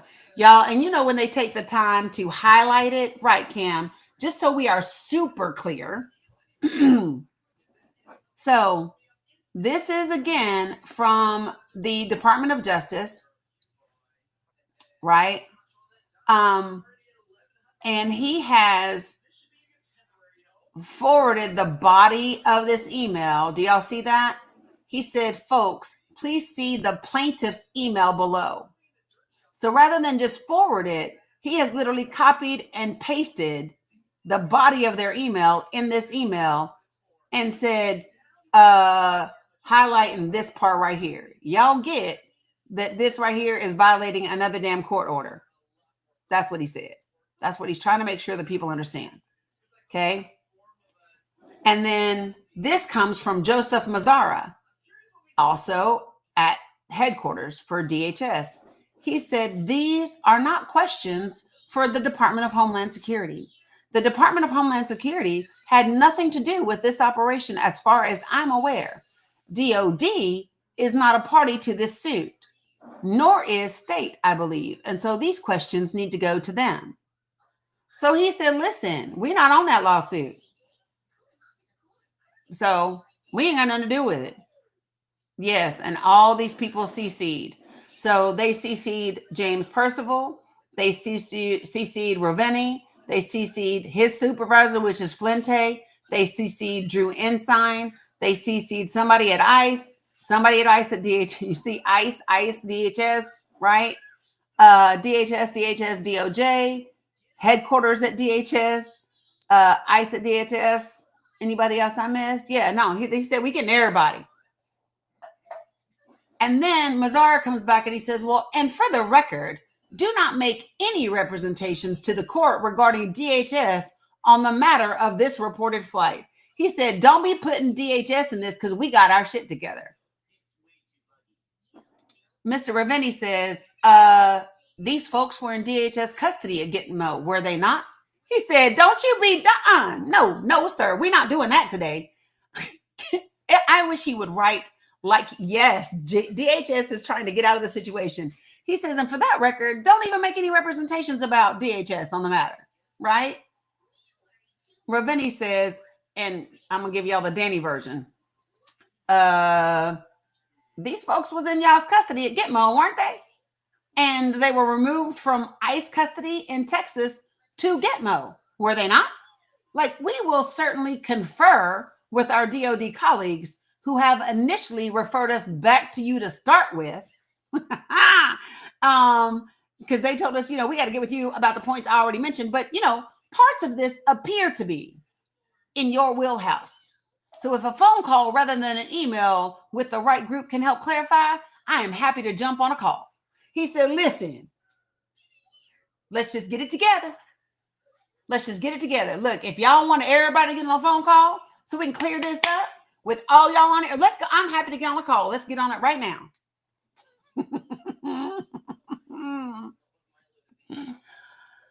Exhibit 10.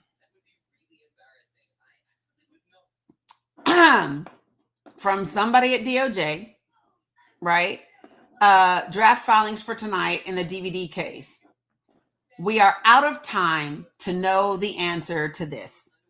Look at this news article. I do not want the judge to order us to respond before we even have an answer. We could face an impending TRO any minute.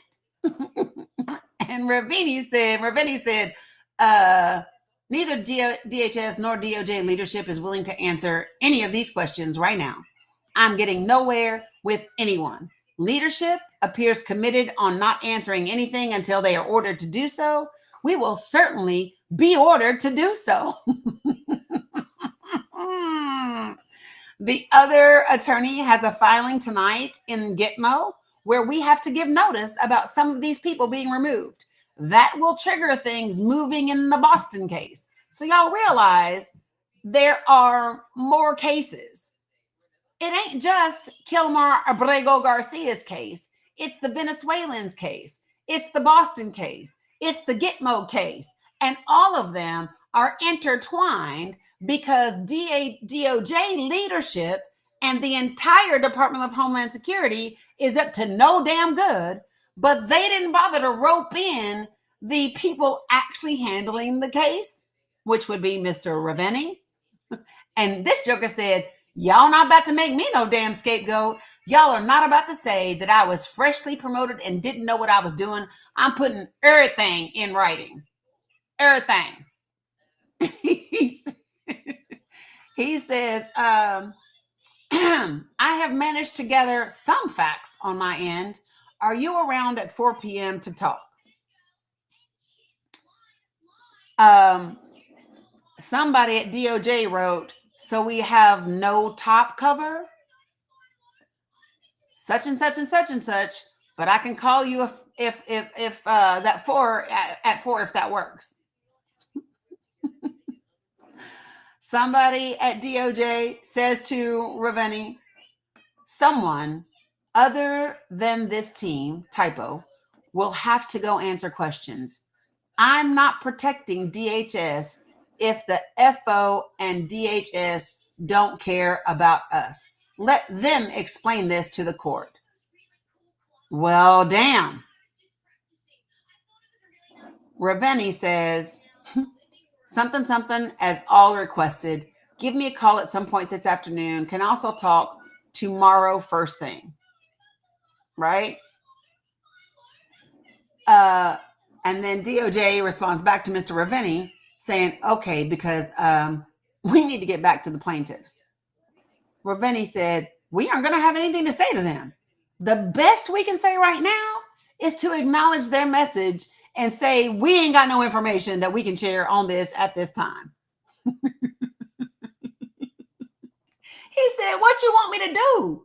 I can't tell them nothing. Ain't nobody telling me nothing. And everybody trying to tell me to go talk to somebody else. Exhibit 11. My good people. So this is another letter from the person at DOJ to Mr. Raveni saying, do we have any update? Separately, I have reason to believe that ERO offices have not yet received notice of the nationwide TRO. Now, remember when they told them that verbal guidance had been given? Do y'all remember that? Remember he said, oh, they gave verbal guidance, so I think we're okay. He said, I got reason to believe that ain't nobody did that. Nobody has told them there's a nationwide TRO. He said, I just spoke to an OPLA attorney who knew nothing about it from his leadership until he found the DVD order while researching on Westlaw for another case, and then reached out to his boss, who reached out to headquarters, and I was told that ERO is not removing people to third countries. However, this OPLA attorney confirmed that no one at ERO had received that instruction. He asked that we not tell DHS that he told us this if we raise the issue with them. He said, hey, I was on Westlaw. I was looking for another case, and then I saw your order, and then I called my boss because I didn't know that order existed, so I didn't think he knew it either. And then he said he didn't know it either, but this hadn't happened. And listen, if you won't say something to DHS, don't tell them I'm the one who told you. And then he said this, I learned all of this because ACLU is threatening to file a TRO with regard to a person who is in our class. So the ACLU has another class action lawsuit. And because they were threatening to file a TRO in that case, he was looking for a different case and then stumbled upon this case. Holy Lord. Exhibit 12. Oh, good Lord, people. This is the last one. So this is from Mr. Ravani 3 days before they fire his ass or put him on administrative leave. He says, edits, DHS, redacted like hell. Additionally, we have received some inquiries from OSAOs regarding potential lawsuits filed by aliens covered by the DVD nationwide TRO. We have informed them of the nationwide TRO, but want to again confirm whether written notice of the terms of that injunction have been circulated to ICE, OPLA, and ERO offices, in addition to the guidance signed by DHS on third country removals on Sunday. He said, this is my final email to cover my ass. I need for y'all to understand that we have got people asking about this, and there are potentially other lawsuits coming. And we want to know that the information we gave you has been disseminated. I need you. Yeah, the temporary restraining order. I need you to let me know what y'all have done. And then to him, from his and his supervisor copied. Does it say who from? It's redacted. It says, it's been 24 hours since plaintiffs reached out for the second time. He said, these folks want to know what the hell we did, and they done asked us twice, and we have not responded within 24 hours. Can we please get our shit together? That's the Dani interpretation. Mr. Raveni says, I think we need to respond at this point, just that we have no further information at this time. That will trigger them running to court. It is what it is. Augie, you got any other thoughts? He said, fuck it, I give up.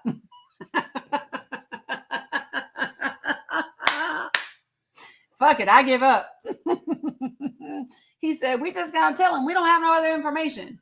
And they're gonna go run to the court. And you know what? It is what it is. Because I done told y'all's asses. I tried.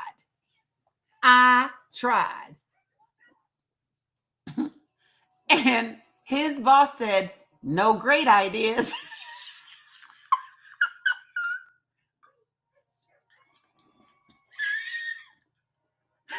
Oh my God.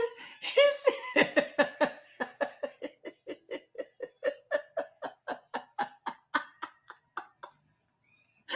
y'all, I am crying. Because he said, hey, Augie, you got any ideas? He said, no great idea.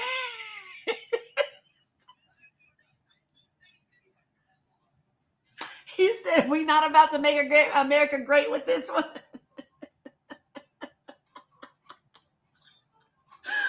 Oh my God.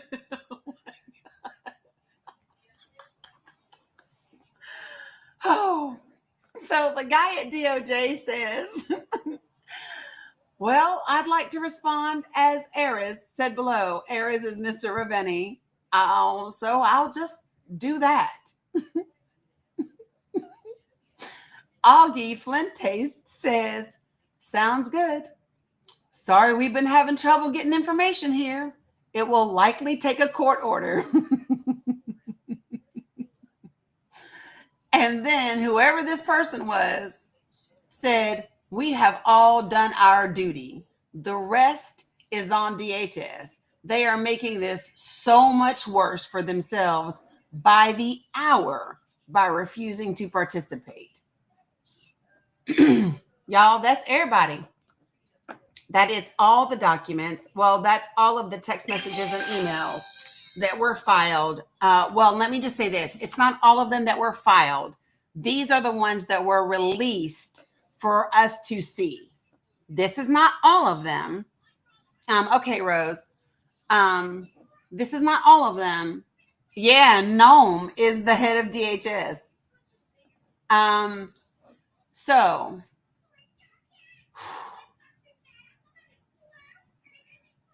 we will see what there's more. Yes, there's more. What's up, Frodo? Yeah, listen, that Joker said, no great ones.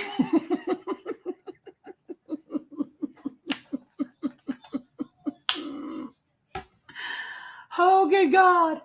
And so are Pam Bondi's, y'all. I need y'all to understand that Pam Bondi is up Schitt's Creek without a paddle. This is literally the DOJ leadership agreeing to defy federal court orders and withhold information from the courts. Yeah, he really said, I got nothing. Raveni said, it is what it is.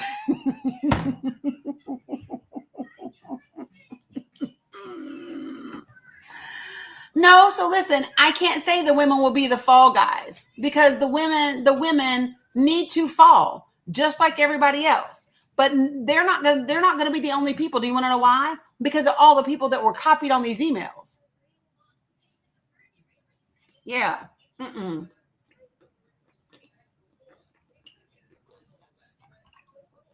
Raveni said, I don't know about y'all, but I will still be practicing law after the Trump administration is done. Y'all might not be, but I will be.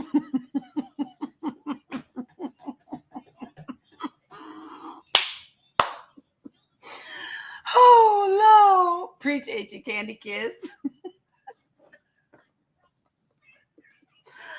Listen, he was thorough. So if y'all remember, so this is how you know this is not everything. Because if you go back to this document, to the whistleblower document, you can see the timeline of things when this whole thing kicked off, right? Because listen, okay, this is when Raveni is listening in on the public line. Remember that? And so it says at 6:14, right? He was still listening on so at 6:44, he sent a follow-up email. So like we didn't even see this email. Listen to this. When he said at 6:44 p.m., Mr. Raveni texted his supervisor, Mr. Flente references Bove's March 14th, 2025 comment that it might be necessary to tell a court, quote unquote, fuck you. And Mr. Flente acknowledged Bove's comment with a joke referring to the possibility that he or Mr. Raveni could be fired, right? But we didn't see that yet. So that's a text that has not been released to the public. But they got it, right? So that was at 6:44. There was a text. At 6:46, There was a daggone email. We don't have a copy of this email yet either. After that, let's see.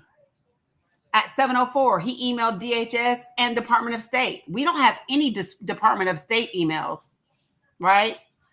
We don't have any of those yet. No, the court hasn't released them yet. No, going back. Yeah, the court has to release the documents first. These were released earlier this week. So listen, at 7:04, he emailed DHS and DOS. Nobody responded. At 7:18, he sent another email to DHS. At 7:20, he was asking about this plane. At 7:26, the court issued the minute order. At 7:27, 1 minute after the court issued it, he sent another email to DHS and DOS. At 7:34, Ensign emailed James Percival. Like, do y'all see all of this? We don't have all of these text messages and emails. We got some of them that we could read, but we definitely don't have all of them. And the thing about this is, right, I am not laughing because it's funny. In a way of, let me just say this. When I say I'm not laughing because it's funny, like great funny, like, oh, this is really humorous. I'm laughing because this is where we are. You know, it's like unbelievable. Yeah, we laugh to keep from crying. It's just like, you ever seen somebody like get out the car, forget that the car's in drive, and they just watch it roll down the street until they crash, and then they're just like, fucking A, and then they just start laughing like, well, hell, right? The thing that I want so many of you to do, and let me put these, the texts and emails for you, let me put them also in the link tree. All of the other documents are in the link tree for you with regard to Kilmar Abrego's case, the whistleblower case, all of it is in my link tree, okay? I'm going to put these text messages and emails in there as well. Y'all, every single one of us needs to be contacting the members of the Senate Judiciary Committee and including links to these documents. We need to be highlighting them. You want to know why? Because they have them. They have them. So we need to say, listen, the American people have them too. And this shit is not okay. And you cannot confirm Emil Bove. Like, you cannot confirm this man. Because let me just tell you something. This is my feeling about this, y'all. If these members of Congress and the Senate confirm this man, knowing what they know, knowing that he violated court orders, when we win back the Senate and the House, I would absolutely want those members of Congress impeached. 100%. Hi, Lisa, Chaz's mom. Appreciate you. Thank you guys for watching. Those members of Congress that did this need to be impeached. Every member of Congress that votes for Emil Bove after reading these documents needs to be impeached. How do we make sure that they all see these documents? You reference them in your email, and then you put the links to the damn documents. Am I an attorney? No, and I don't give legal advice. I just give my opinions. I'm putting it in here as whistleblower, and then I'm going to put receipts. That's what I'm going to name it.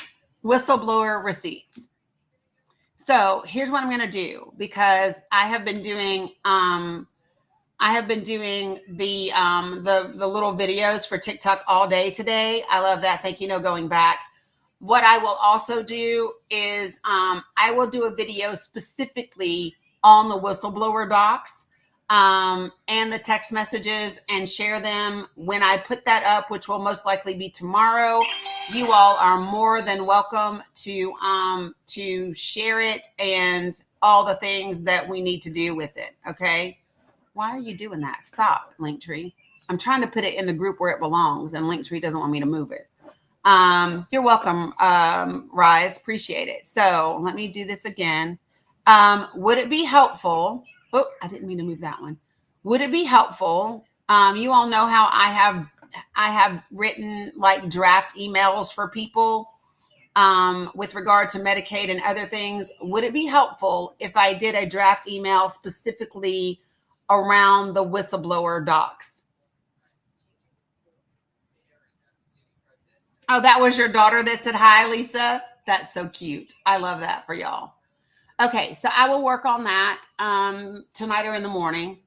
I want to get off here for now so that I can.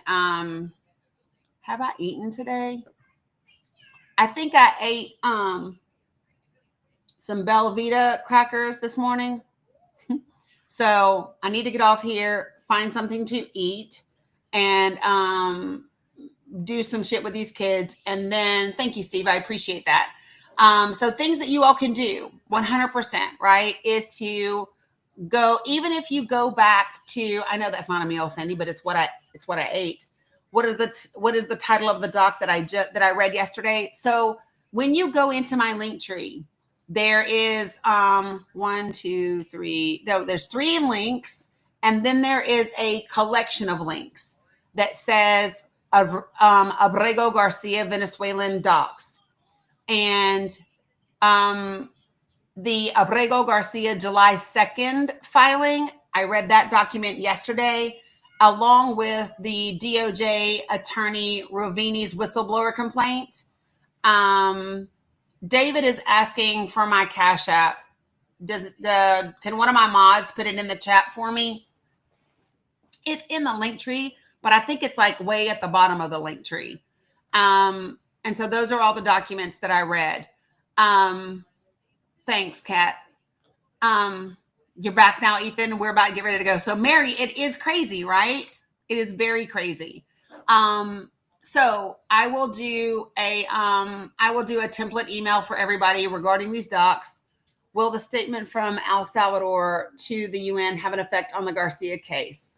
I haven't seen the statement from El Salvador, and I would say no. And the reason why I say no is El Salvador. So let me just show you real quick.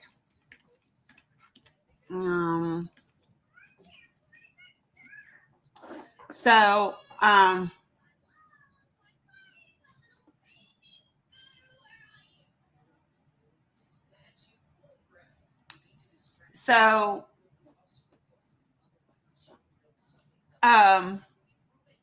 oh, hold on a second. I need to do this and say today.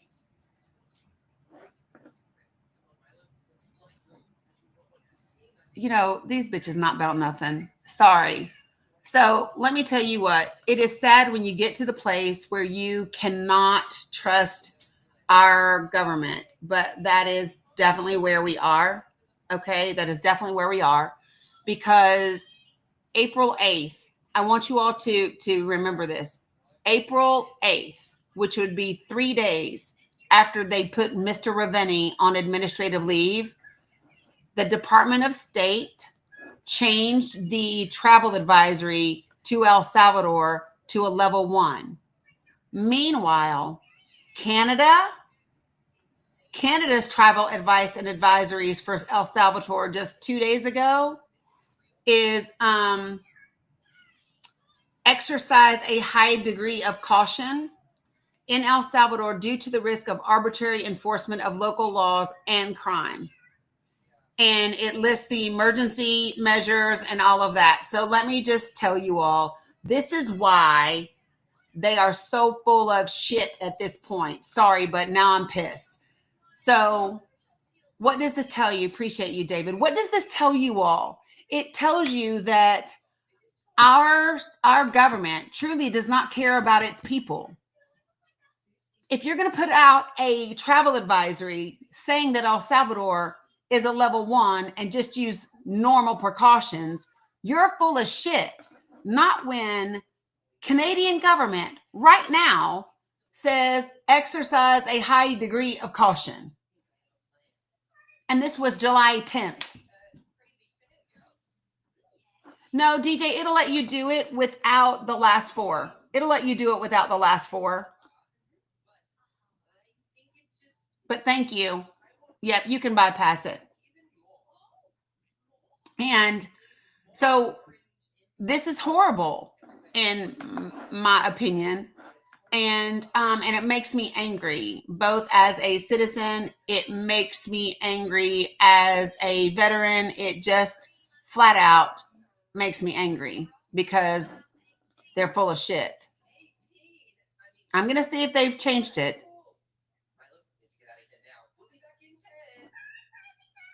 Nope. That's the last update for El Salvador is April 8th. And it said update due to change in travel advisory level to reflect changes in crime.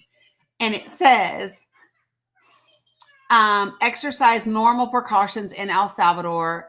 G organization activity has decreased over the last 3 years. This has caused a drop in violent crimes and schmurders. What?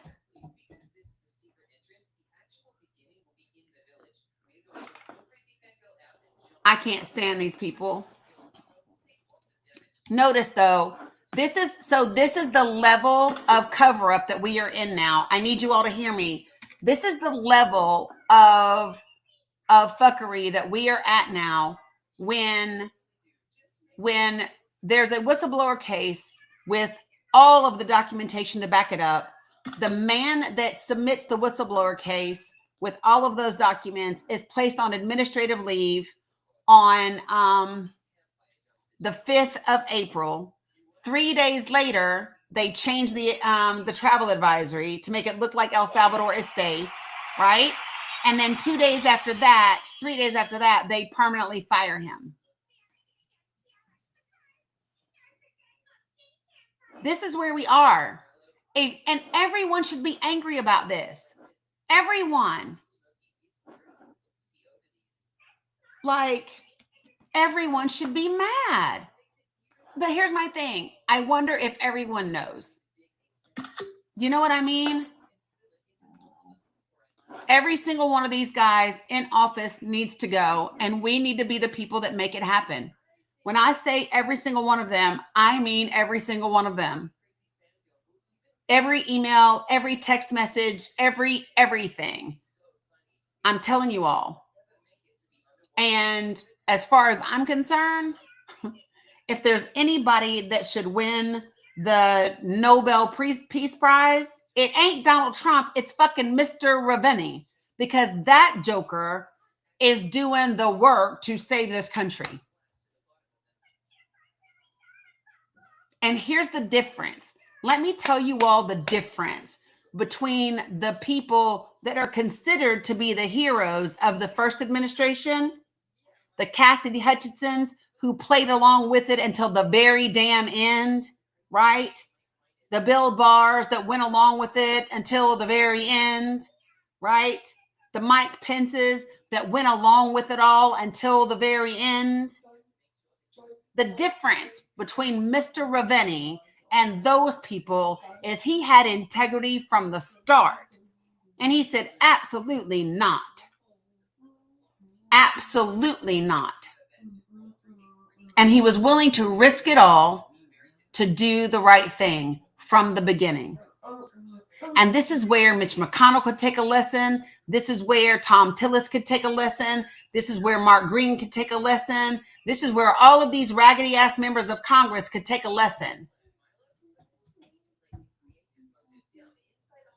That is your job as a public servant. That is your job that goes along with your oath to the Constitution. It is not about you. It is not about your office. It is not about you staying in Congress. It is about doing what is best for this country. And right now, y'all like little bitches, putting everybody at risk. When people would support you more if you found your courage and did the right thing. Just so you know.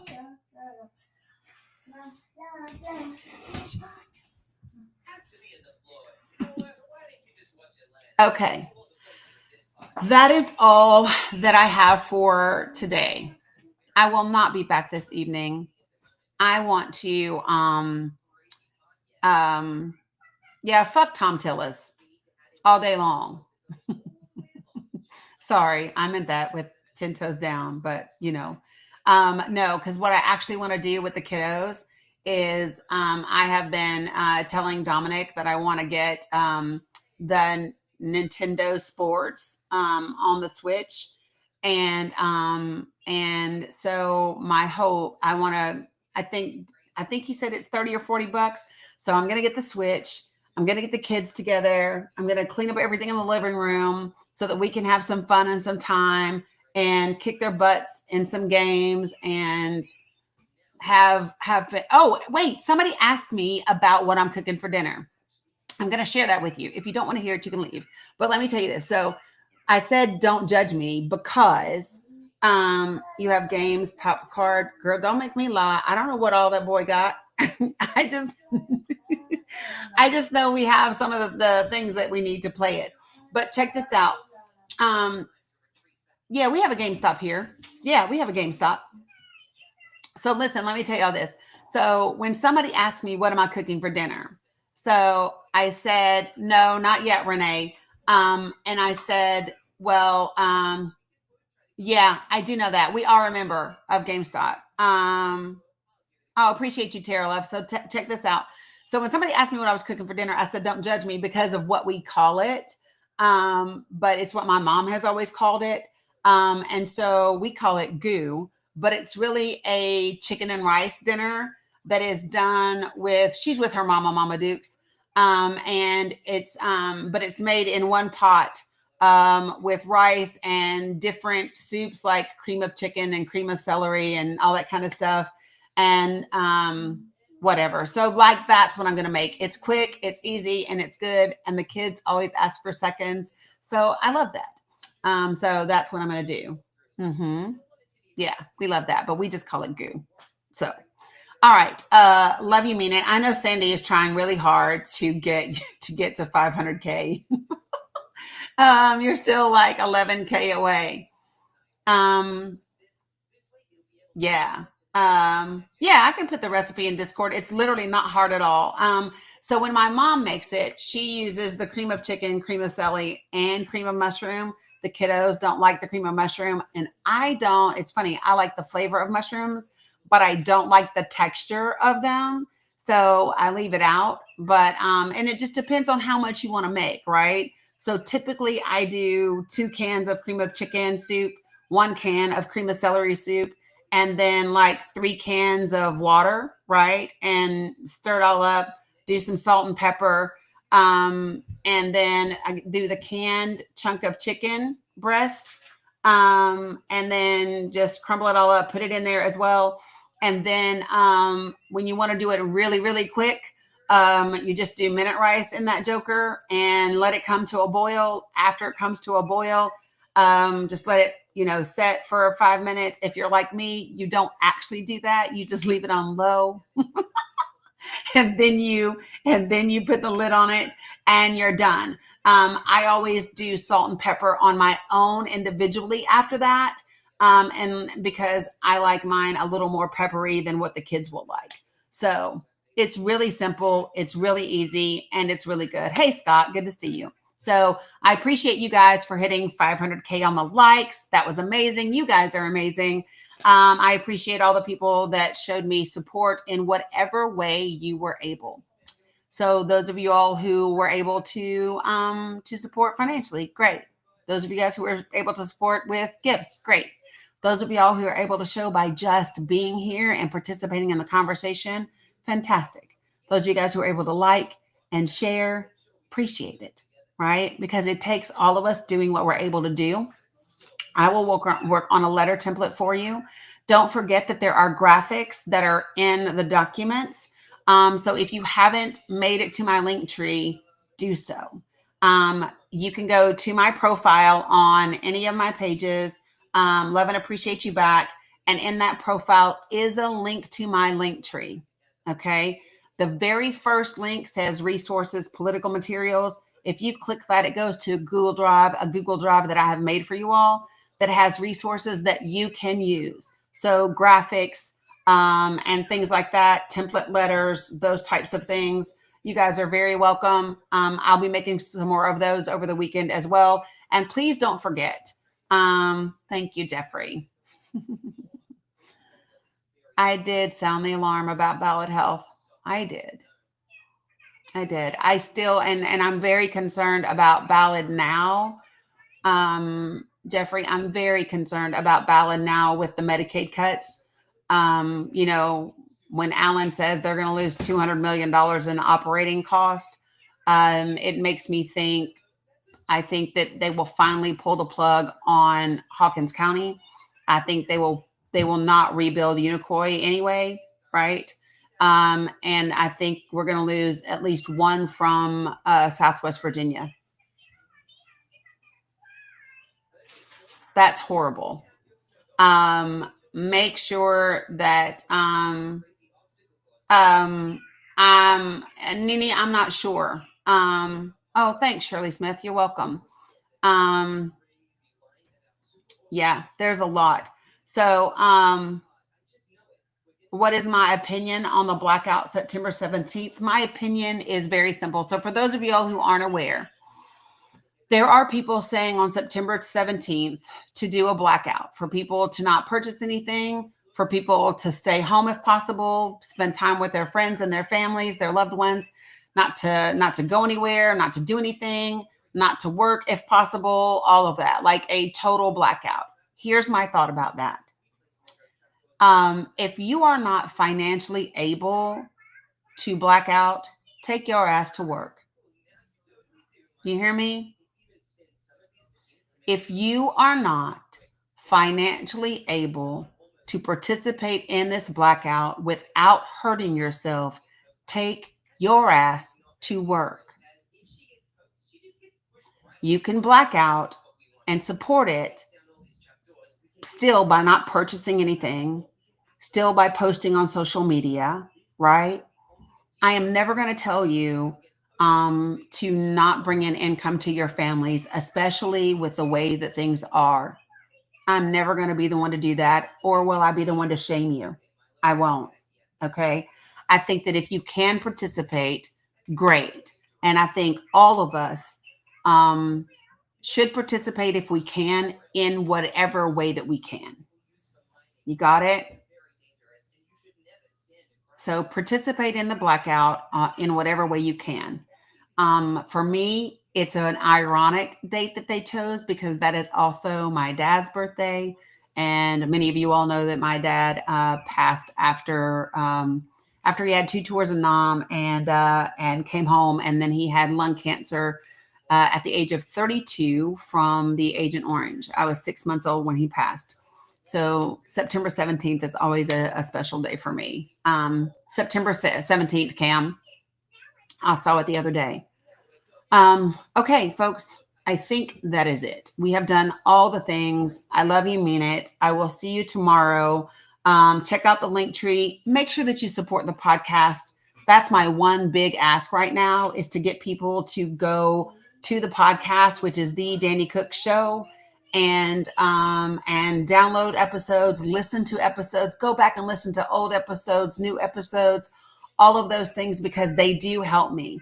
And I would like to get the podcast boosted back up because I do have something in the works, but I need to be able, it's on all the platforms, Culture. It's on Spotify, Apple Podcast, iHeart, Amazon Music, Audible, Podbean, pretty much.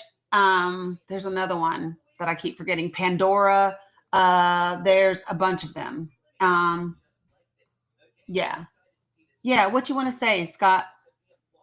You want to say something up here? Oh, you don't ever want to say something up here.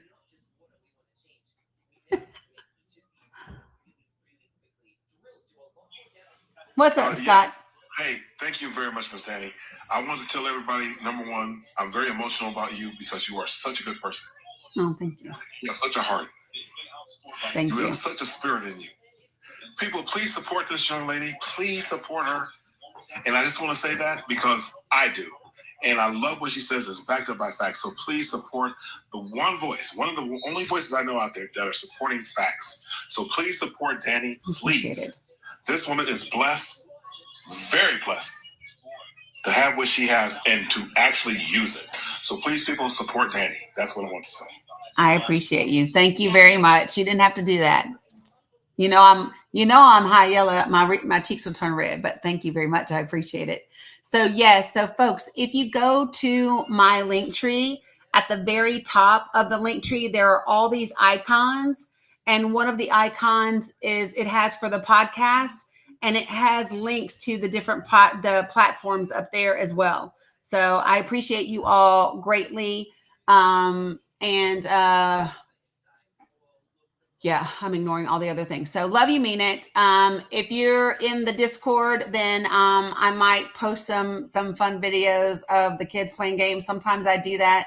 Bella's always funny when she plays because her legs go like 5 miles an hour and she's like, right. And Mila does this number right here.